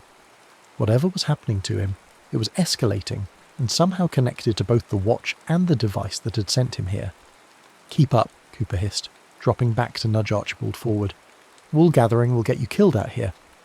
Forcing his mind back to the immediate danger, Archibald followed the patrol as they completed their assessment of the wire emplacements. They were perhaps halfway through their assignment when Hadley raised a fist, the signal to freeze. Everyone dropped to the ground, pressing themselves into the mud. In the silence that followed, Archibald heard what had alerted the lieutenant, voices speaking in a language he didn't recognise but assumed must be German. The enemy patrol was nearby, perhaps on a mission similar to their own. For long minutes they remained motionless, barely breathing. The German voices grew closer, then began to fade as the patrol apparently moved in a different direction. Hadley was just beginning to signal they should continue when a flare burst overhead, bathing the landscape in harsh white light. "Down!" someone whispered urgently, but it was too late. They had been spotted. The night erupted with the chatter of machine gun fire. Dirt kicked up in a line marching toward their position, as the German gunner adjusted his aim. Hadley shouted something Archibald couldn't make out over the din, but the intent was clear: run or die. The patrol scattered, each man making for the nearest shell hole or depression that might offer cover. Archibald found himself sprinting alongside Cooper, zigzagging to present a more difficult target as bullets whined past them. They dove into a water-filled crater just as another flare burst above, followed by intensified gunfire. "Stay down," Cooper panted, loading a fresh magazine into his rifle. "They'll have to expose themselves to get a clear shot. When they do..." He left the implication hanging. Archibald nodded mutely, clutching his own rifle, but knowing he lacked the skill to use it effectively. The cold, fetid water of the crater soaked through his uniform, but fear kept him from noticing the discomfort. Somewhere nearby, a man screamed. One of their patrol caught in the open, perhaps. As Cooper cautiously raised his head to assess their situation, Archibald's watch began its now familiar malfunction.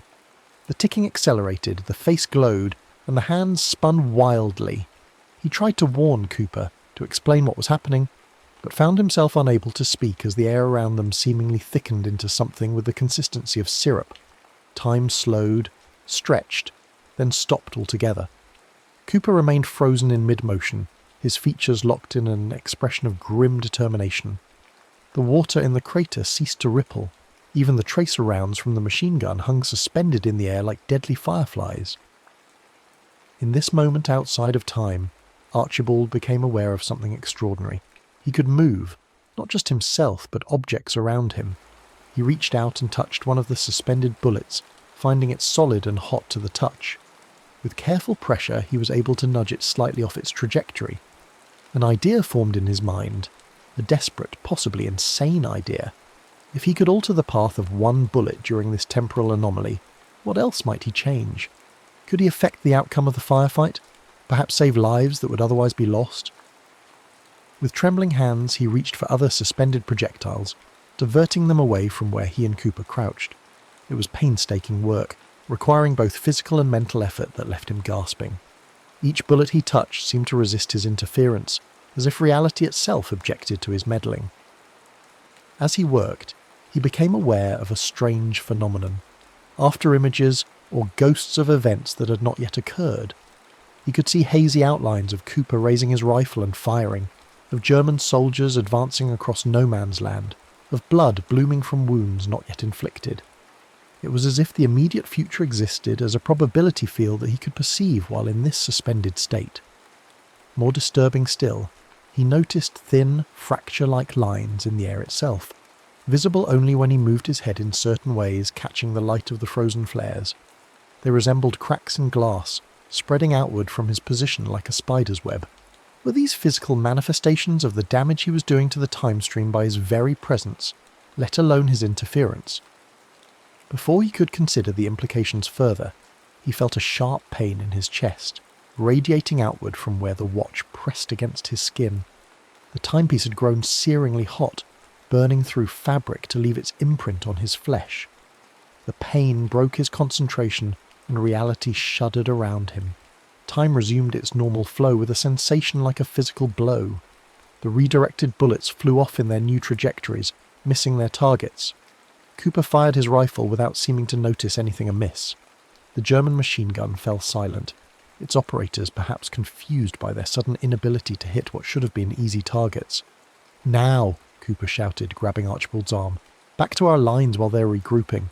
They scrambled from the crater and ran in a crouch toward where they believed their trenches lay. In the darkness and confusion, Archibald quickly became disoriented, but trusted Cooper's instincts. Behind them, German voices shouted in alarm, followed by renewed gunfire that seemed to lack the precision of earlier volleys. They reached a stretch of barbed wire that marked the approach to the British lines. Cooper called out a password that Archibald couldn't quite catch, and answering voices guided them to a gap in the defences. Hands reached out to pull them into the relative safety of the forward trench. "Where are the others?" an officer demanded as they collapsed against the mud wall, gasping for breath. Cooper shook his head grimly. "Scattered when the machine gun opened up. Simmons took a hit, I think. Didn't see the lieutenant or the rest after that." The officer cursed under his breath. "Stay here until the all clear. We'll send out a recovery party at dawn if they haven't made it back by then." As the adrenaline of their escape began to fade, Archibald became aware of how thoroughly exhausted he was. Every muscle ached, and his lungs burned from exertion, and the acrid smoke that hung perpetually in the air. More concerning, though, was the throbbing pain where the watch had burned him. A perfect circular imprint now branded into his chest. Cooper noticed his discomfort. "You hit?" "No," Archibald replied, not sure how to explain what had actually happened. "Just winded." Cooper nodded, accepting the explanation without further question. First time under fire is always the worst. Gets easier. He paused, then amended, "Not better. Just easier." They made their way back to their dugout, where the remaining members of Barker's group greeted their return with minimal acknowledgement, relief tempered by the knowledge that survival today meant nothing for tomorrow. Archibald collapsed onto his designated space, too exhausted even to remove his mud-caked boots. Sleep, when it came, brought no respite. His dreams were a kaleidoscope of temporal fragments, visions of his workshop in 1873, glimpses of the battlefield in various states of destruction and reconstruction, and most disturbingly, flashes of what seemed to be other wars, other conflicts stretching both backward and forward in time. In each, the same pattern repeated, men killing and dying for causes that would be forgotten before the blood dried on the ground. He awoke with a start to the sound of the morning artillery barrage, the daily hate, as Cooper called it when he handed Archibald a tin cup of something approximating tea. Weak sunlight filtered through the entrance to the dugout, suggesting it was perhaps 7 or 8 in the morning.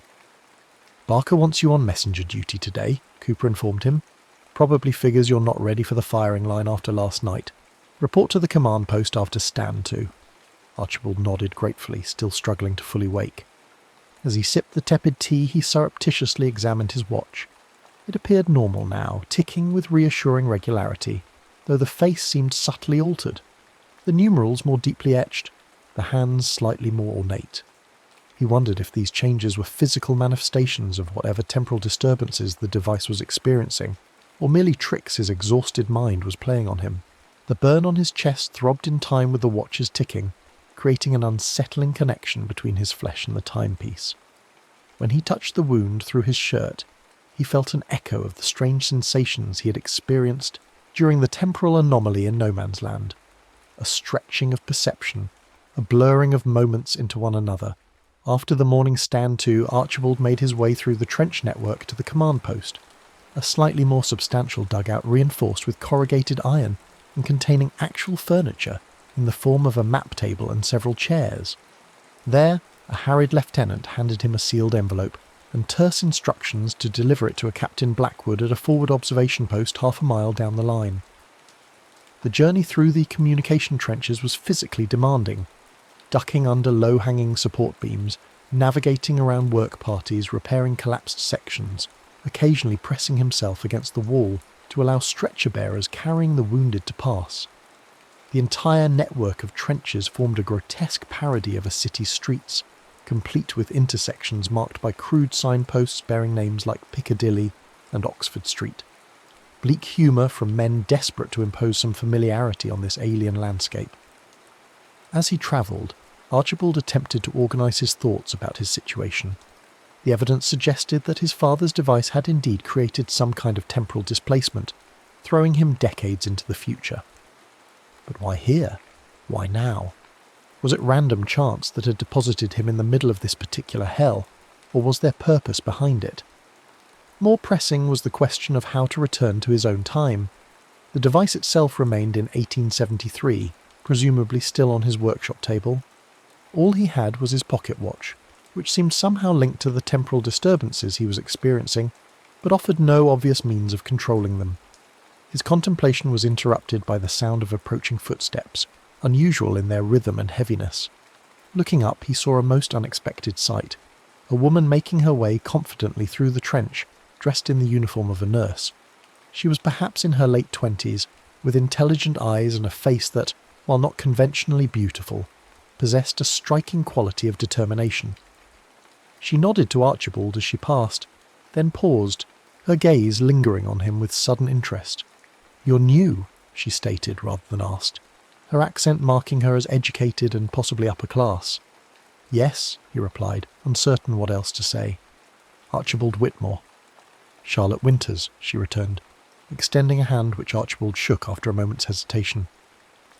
Physical contact with women outside his immediate family wasn't common in his era, but he remembered enough about social niceties to recognise the gesture. "I'm with the voluntary aid detachment at the clearing station back there. Haven't seen you before." "I just arrived," he said carefully. Something in his tone or expression must have struck her as odd, for she tilted her head slightly, studying him more intently. "You're different from the others," she observed. "Your speech, your manner. Where are you from exactly?" Before Archibald could formulate a response that wouldn't sound completely mad, his watch began its now familiar malfunction. The ticking grew louder, the face glowed, and the hands spun erratically. Simultaneously, the world around them slowed, colours bleeding out until everything took on a sepia tone like an old photograph. This time, however, the temporal anomaly didn't affect Charlotte. She remained animated, her eyes widening as she observed the phenomenon. "What on earth?" she breathed, looking around at the frozen soldiers in the trench, then back at Archibald. "What's happening?" "What is that device?" Archibald stared at her in astonishment. "You can see this? You're not affected like the others?" She shook her head slowly, wonder and confusion warring in her expression. "Everything stopped except us. And your watch, it's glowing." Before Archibald could respond, reality fractured again. This time, instead of freezing, the environment around them began to shift. images overlapping and merging like a photographic plate exposed multiple times. They saw the trench as it was, but also as it had been days or weeks earlier when freshly dug, and simultaneously as it would be years later, overgrown with grass and wildflowers, a scar slowly healing in the landscape. Charlotte grabbed Archibald's arm, her fingers digging in painfully. "Make it stop," she urged, her voice tight with fear. "Whatever you're doing, stop it." "I don't know how," he admitted, equally frightened. "It happens on its own. I think—" He broke off as a new vision intruded, the trench dissolving around them, replaced momentarily by a modern roadway with strange horseless carriages moving at impossible speeds, metal beasts that roared and belched smoke. Then that too vanished, replaced by the original trench, now frozen in time once more. The watch grew hot in Archibald's hand, not burning this time but pulsing with energy. Acting on instinct, he pressed it against the wound on his chest where its twin was branded into his flesh. There was a sensation like an electrical current passing through him, and the temporal distortion suddenly collapsed. The world snapped back to normal, soldiers continuing their tasks as if nothing had happened, unaware of the ripple in reality that had just washed over them. Charlotte stood very still, her face pale. "What are you?" she whispered. "I'm human, just like you," Archibald assured her quickly. "But I'm not from here. Not from now." She stared at him for a long moment, then, remarkably, a spark of curiosity replaced the fear in her eyes. "Come with me," she said decisively, taking his arm. "We need to talk, and not here." She led him through a series of turns in the trench, until they reached a small alcove that had been dug into the wall and curtained off with a piece of canvas. Inside was a crude desk fashioned from ammunition crates, stacked with medical supplies and paperwork. "My office, such as it is," Charlotte explained, gesturing for him to sit on one of the 2 wooden stools. "I sometimes use it when checking supplies or completing reports." She fixed him with a penetrating gaze. "Now tell me exactly who you are, and what just happened out there." Archibald hesitated. The rational part of his mind warned against revealing his impossible situation. She would think him mad, perhaps report him to the authorities as a spy or deserter suffering from delusions. Yet something in her direct gaze suggested a mind open to extraordinary possibilities, and he desperately needed an ally who understood this era far better than he did. Decision made, he began his tale, starting with his life in 1873, his father's mysterious disappearance, and the discovery of the device that had hurled him through time. He explained the temporal anomalies he'd been experiencing, the strange behaviour of his watch, and his desperate need to find a way home. Throughout his narrative, Charlotte listened without interruption, her expression shifting from scepticism to fascination. When he finally fell silent, she sat back, processing everything he had told her. "Under normal circumstances," she said after a long pause, "I would assume you were suffering from shell shock or some other psychological trauma, but I saw what happened in that trench. Time stopped, for everyone but us." She leaned forward, elbows on knees. "And there's something about you, your speech patterns, your confusion about things any soldier would know, little anachronisms in how you carry yourself. You're out of place here." "You believe me then?" Archibald asked, hardly daring to hope. "I'm not certain what I believe," she admitted, "but I know what I saw, and if there's even a chance you're telling the truth—" She trailed off, then smiled slightly. "Well, I've always had a weakness for impossible problems. Before the war, I was studying natural sciences at Bedford College. My professors thought I was wasting my education, that a woman should be content with a general understanding rather than pursuing serious scientific inquiry. I'd like to think they were wrong," hope sparked in Archibald's chest.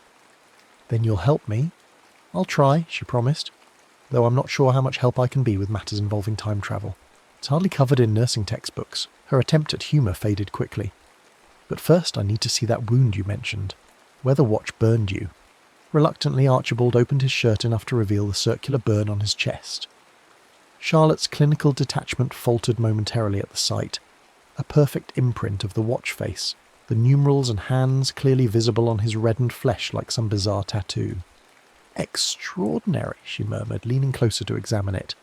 "The skin isn't blistered as I would expect from a conventional burn. It's more like a brand, but impossibly detailed." She touched the edge of the mark gently, and Archibald gasped as another flicker of temporal distortion rippled through the dugout. Brief but unmistakable, the colours bleeding away for a split second before normalcy reasserted itself. Charlotte withdrew her hand quickly. "There's a connection," she said, her scientific mind clearly racing ahead, "between you, the watch, and these temporal events. Your physical body seems to be acting as some kind of conduit or anchor point." Before they could discuss further implications, a shell landed nearby, close enough to shake dirt from the dugout ceiling. The normal sounds of the front, which had faded into the background of their conversation, reasserted themselves with jarring clarity. "I have to go," Charlotte said, gathering her medical bag. "There will be casualties from that barrage, and I'm needed at the clearing station, but I want to continue this conversation." She scribbled something on a scrap of paper. "I'm off duty tomorrow evening. Meet me here, at this map reference. It's an abandoned farmhouse just behind our lines. The medical officers use it sometimes, but it should be empty then." Archibald took the paper, suddenly reluctant to see her leave. Charlotte represented his first real hope of understanding what was happening to him, and possibly finding a way home. "I'll be there," he promised. "And thank you for believing me, or at least not thinking me completely mad." She paused at the entrance to the dugout. "Oh, I haven't ruled out madness entirely, yours or mine. But madness would be a far less interesting explanation than time travel, don't you think?" With that parting comment and a brief smile, she was gone, leaving Archibald alone with his thoughts and the ever-present background symphony of war. Remembering his original assignment, he hastened to deliver the message to Captain Blackwood, finding the officer in a forward observation post peering through a periscope at the German lines. The captain barely acknowledged him, simply pocketing the envelope with a grunt of dismissal. Messenger duty, Archibald was learning, involved a great deal of hurrying, followed by being treated as if one were invisible. As he made his way back through the trench system, the day's activities swirled around him. Men cleaning weapons, repairing damaged sections of the trench wall, writing letters home, or simply staring into space with thousand-yard gazes that spoke of horrors witnessed and absorbed. It struck Archibald that despite being displaced in time, he was effectively trapped here, subject to the same dangers as these men whose war this actually was. That evening, as he sat with Cooper and the others in their dugout, attempting to choke down another meal of unidentifiable meat and hardtack, news filtered down from command. There would be a major push in 3 days' time, a renewed offensive to break the stalemate. The men received this information with grim resignation rather than enthusiasm or fear. Yet another march into the meat grinder, with success measured in yards gained and lives expended. "Will it make any difference?" Archibald asked Cooper quietly. "This offensive, will it change anything?" Cooper considered the question with more seriousness than Archibald had expected. "Probably not in the grand scheme," he admitted. "We take their trench, they counterattack and take it back. A few hundred dead on both sides, and the lines end up more or less where they started." He sighed, rubbing a hand over his stubbled chin. "But someday one side or the other will break. Has to happen eventually. Every empire falls in the end." Archibald was struck by the philosophical depth behind Cooper's seemingly simple statement. This ordinary carpenter from Bristol had been forced by circumstances to contemplate matters of history and human nature that most people never considered. War, for all its horror, seemed to strip away pretension and force a stark confrontation with reality. "And what will you do?" Archibald asked. "After the war, I mean. If you—" He stopped, unwilling to voice the obvious caveat. "If I survive?" Cooper finished for him with a grim smile. "Go home, rebuild my life, try to forget." He shrugged. "Same as everyone else. Or maybe that's just what I tell myself to get through each day. Truth is, I can't really imagine a world without this anymore." He gestured around the dugout. "Can't remember what it feels like to wake up without the sound of guns, to walk without crouching, to breathe air that doesn't taste of cordite and death." The conversation lapsed into silence, each man lost in his own thoughts. As darkness fell outside and the dugout was illuminated only by the dim light of a single lantern, Archibald examined his watch again. It seemed stable for now, ticking with the steadiness that had once made it a reliable companion rather than a mysterious harbinger of temporal chaos. Yet as he studied it, he noticed something he had missed before. Tiny symbols etched around the inner edge of the case, nearly invisible unless one knew to look for them. They resembled the runes on his father's device, though simpler in form. Had they always been there, or were they another manifestation of the watch's transformation? Archibald's contemplation was interrupted by a commotion at the dugout entrance. A runner appeared, breathless with urgency. "Engineers need men," he announced. "Tunnel collapse in Sector 7. Anyone not on watch, follow me." Several of the men groaned but rose to their feet, grabbing helmets and gloves. Cooper motioned for Archibald to join them. "Come on," he said. "Digging's better than sitting here waiting for a shell with your name on it."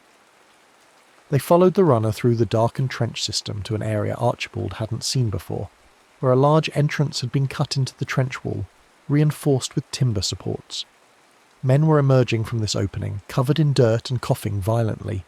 Others were organising rescue equipment, shovels, picks, lanterns and stretchers. Part of the countermining operation collapsed, an engineer sergeant explained as he assigned them positions. "We've got men trapped about 50 yards in. Need to shore up the affected section and get them out before Fritz realises what's happened and sends over some heavy stuff to finish the job." Archibald soon found himself in a line of men passing sandbags and timber supports into the tunnel entrance. The work was backbreaking, made worse by the oppressive heat and lack of air in the confined space. Those entering and exiting the tunnel looked increasingly exhausted, their faces streaked with sweat-tracked mud, eyes red from the dust. After perhaps an hour of this labour, a shout came from inside. "We're through! We need stretcher-bearers!" Cooper immediately volunteered, pulling Archibald with him. "Come on," he urged, "or it's our duty." Reluctantly, Archibald followed him into the tunnel, a cramped, timber-lined passage barely tall enough to stand in, lit at intervals by lanterns that cast more shadows than light. The air was thick with dust and the smell of disturbed earth, making each breath an effort. They hunched forward, moving deeper into the claustrophobic space until they reached a section where the tunnel widened slightly into a crude chamber. There, several men lay on the ground, some moving weakly, others ominously still. Engineers worked frantically to stabilise a section of ceiling that had partially collapsed, while medics attended to the injured. Cooper and Archibald were directed to a man with a clearly broken leg who needed evacuation. As they carefully lifted the injured soldier onto a stretcher, Archibald's watch began its now familiar malfunction. The ticking accelerated, echoing strangely in the confined space as if coming from multiple directions simultaneously. The face glowed, casting eerie shadows on the tunnel walls. "Not now," Archibald muttered, desperately willing the temporal disturbance to subside. The last thing he needed was to create some catastrophic anomaly deep underground, where any disruption could bring tons of earth down upon them all. But the phenomenon intensified. The air thickened, time slowed, and once again Archibald found himself in that strange between state, where he alone remained fully animated while others moved with glacial slowness. The light from the lantern stretched into long, fluid streamers that danced across the walls like living things. Then, with horrifying clarity, Archibald saw something no one else could. Fracture lines spreading through the timber supports above them, wooden beams beginning to splinter under the weight they held back. In the normal flow of time, these breaks were still forming, invisible to the naked eye. But in this dilated moment, Archibald could see the disaster unfolding before it happened. The supports would fail completely within minutes, burying everyone in the chamber. As he watched, frozen in horror, the temporal distortion shifted again. Now he saw not just the impending collapse, but multiple potential outcomes branching from this moment like paths in a garden, each determined by the actions taken or not taken in the next crucial minutes. In most of these potential futures, the tunnel collapsed with devastating loss of life, but in a few, specific interventions resulted in everyone escaping before catastrophe struck. The revelation hit Archibald with the force of epiphany. Perhaps this was why he had been sent here, to this specific place and time, not randomly, but with purpose. His father's device hadn't malfunctioned. It had worked exactly as designed, placing him at a temporal nexus point where his knowledge of future events could alter history's course. But should he interfere? The question plagued him even as time began to resume its normal flow. If he changed events here, what ripples might spread outward, affecting the timeline in ways he couldn't possibly predict? Yet if he did nothing, men would die who might otherwise live. The moral calculus seemed impossible, but the decision, he realised, had already been made for him. He couldn't stand by and watch men die when he had the power to save them. Whatever consequences might flow from his interference, they couldn't be worse than the burden of inaction. As reality solidified around him, Archibald raised his voice urgently.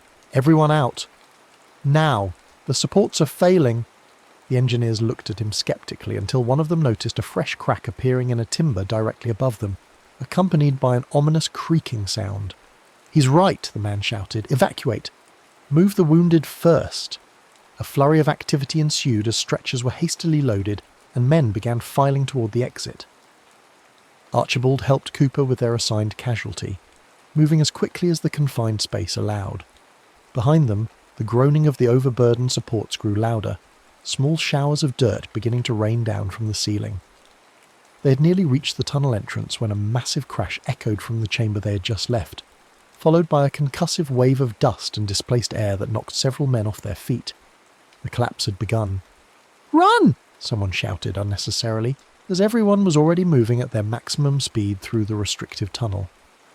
Archibald and Cooper staggered the last 20 yards to the entrance, emerging into the relative openness of the trench just as a rumbling series of secondary collapses shook the ground beneath their feet. As they set down their stretcher and looked back, dirt continued to fountain from the tunnel entrance, gradually diminishing as the collapse stabilized. Men were counting heads, checking who had made it out and who might still be trapped inside. "How did you know?" Cooper asked Archibald, his voice hushed with a mixture of gratitude and suspicion. "About the supports failing? You called it before anyone else saw the signs."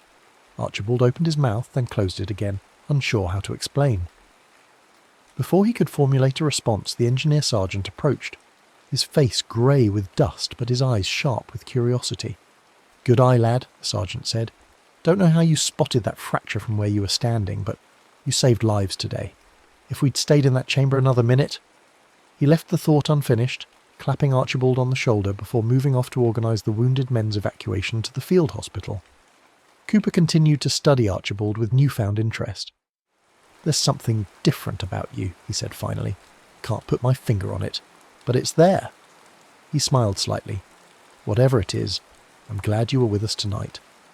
As they made their way back to their dugout, Archibald felt the weight of what had just happened settling on his shoulders. He had changed events, potentially altered history's course. The men who had survived the tunnel collapse because of his warning would go on to affect other events, creating a cascade of changes that could theoretically spread outward indefinitely through time. Yet the timeline hadn't immediately unravelled, suggesting that perhaps history had more resilience than he feared, or perhaps the changes he had made were so minor in the grand scheme that they created only ripples, not waves, in the river of time. More important was the implication that his displacement might have purpose, that he had been sent to this particular moment for a reason. If that were true, what other interventions might he be meant to make, and who or what had orchestrated this journey? His father, some higher power, or merely the impersonal mechanism of the universe self-correcting some temporal anomaly? As these questions churned in his mind, Archibald became aware of a new development. The burn mark on his chest, the imprint of the watch face, had begun to change. The numerals and hands that had been branded into his flesh were shifting positions, just as they did on the actual timepiece during moments of temporal distortion. When he touched the mark, images flashed through his mind, fragmented visions of places he had never seen, events that had not yet occurred. Most vivid among these was a recurring image of a particular section of the battlefield, a seemingly unremarkable stretch of no man's land distinguishable only by a blasted tree stump and an unusual configuration of shell craters. In this vision, the earth itself seemed to shimmer and distort, as if reality were thinner there than elsewhere. With sudden certainty, Archibald knew this was what he needed to find. A weak point in the fabric of time, perhaps the very spot where his arrival had punched through the normal constraints of chronology. If there were any hope of returning to his own era, it would begin there. The next evening, after completing his messenger duties for the day, Archibald made his way to the abandoned farmhouse where Charlotte had arranged to meet him. The structure stood perhaps half a mile behind the front lines, damaged by shell fire but still largely intact, its stone walls having withstood what its wooden roof had not. Inside, the remaining furniture had been repurposed or scavenged, leaving only a few chairs and tables scattered among the debris. Charlotte was already waiting, having exchanged her nurse's uniform for a simple dress and coat that made her look startlingly civilian amidst the militarized zone. She had spread several maps and papers on a table and lit a small oil lamp that cast long shadows across the room's irregular surfaces. "I've been thinking about your situation," she said, without preamble as Archibald entered, "and I have a theory. It's rather fantastical, but no more so than time travel itself." "I'm listening," Archibald replied, taking a seat across from her. "What if the device your father created wasn't meant to send people through time randomly, but to specific moments when intervention was needed?" She leaned forward earnestly. "There are certain points in history that serve as nexus events, moments when small actions can have disproportionate effects on future outcomes. What if your father found a way to identify these moments and built a machine that could place someone there to ensure the right choice was made?"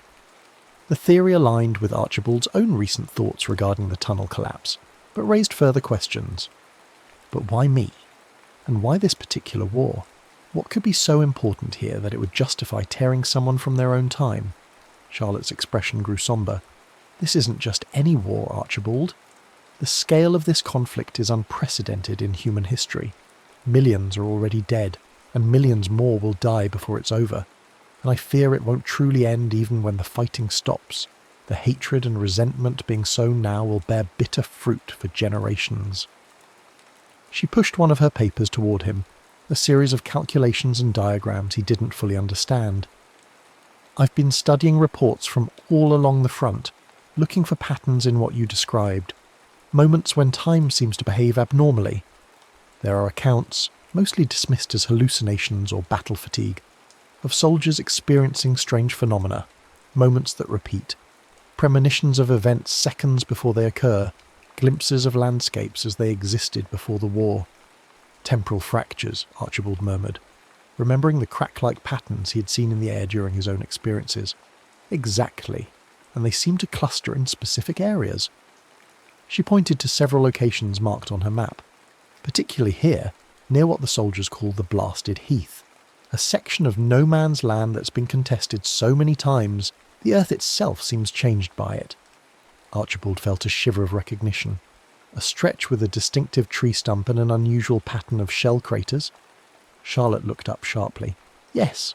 How did you know?"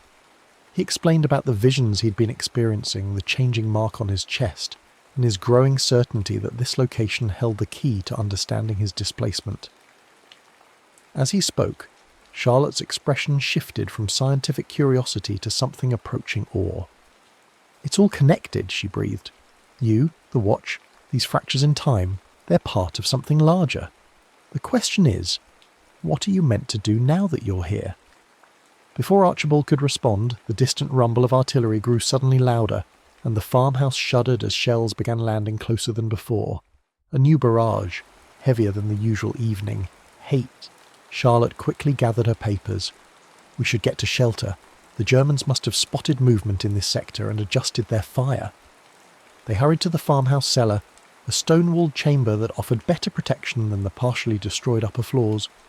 As they descended the stairs, the building took a direct hit, the impact sending them tumbling the remaining distance to the cellar floor. Dust and debris rained down, as part of the ceiling collapsed, but the sturdy stone walls held. Archibald picked himself up, coughing in the dust-filled air. "Are you hurt?" he called to Charlotte, who was pushing herself to a sitting position nearby. "Just bruised, I think," she replied, brushing debris from her clothing. "But we may be trapped down here until someone digs us out." As if to confirm her assessment, there was another crash from above as more of the structure gave way, sending a cascade of timber and stone tumbling down the cellar stairs, their only exit. A few final pieces clattered down, and then silence fell, broken only by the muffled continuing barrage outside and the settling of debris around them. Archibald examined their prison by the light of Charlotte's lamp, which had miraculously survived the fall. The cellar was about 15 feet square, now partially filled with rubble from above. The walls appeared intact, but the staircase was completely blocked by debris that would take hours to clear, even with proper tools. "Someone will come looking eventually," Charlotte said, attempting to sound optimistic. "The medical officers know I sometimes use this place. When I don't return to the clearing station..." She trailed off, both of them aware of the reality. In the chaos of war, with casualties constantly demanding attention, it might be days before anyone noticed her absence, let alone organised a search party to this particular location. Archibald was about to offer some words of encouragement when his watch began its familiar malfunction. The ticking accelerated, The face glowed, and time around them began to distort. But this anomaly was different from previous occurrences, more intense, more focused. The air itself seemed to warp and bend, colours inverting momentarily before settling into a state where everything appeared slightly out of alignment, as if viewed through imperfectly ground lenses. "It's happening again," Charlotte whispered, moving closer to Archibald. "But something's different this time." She was right.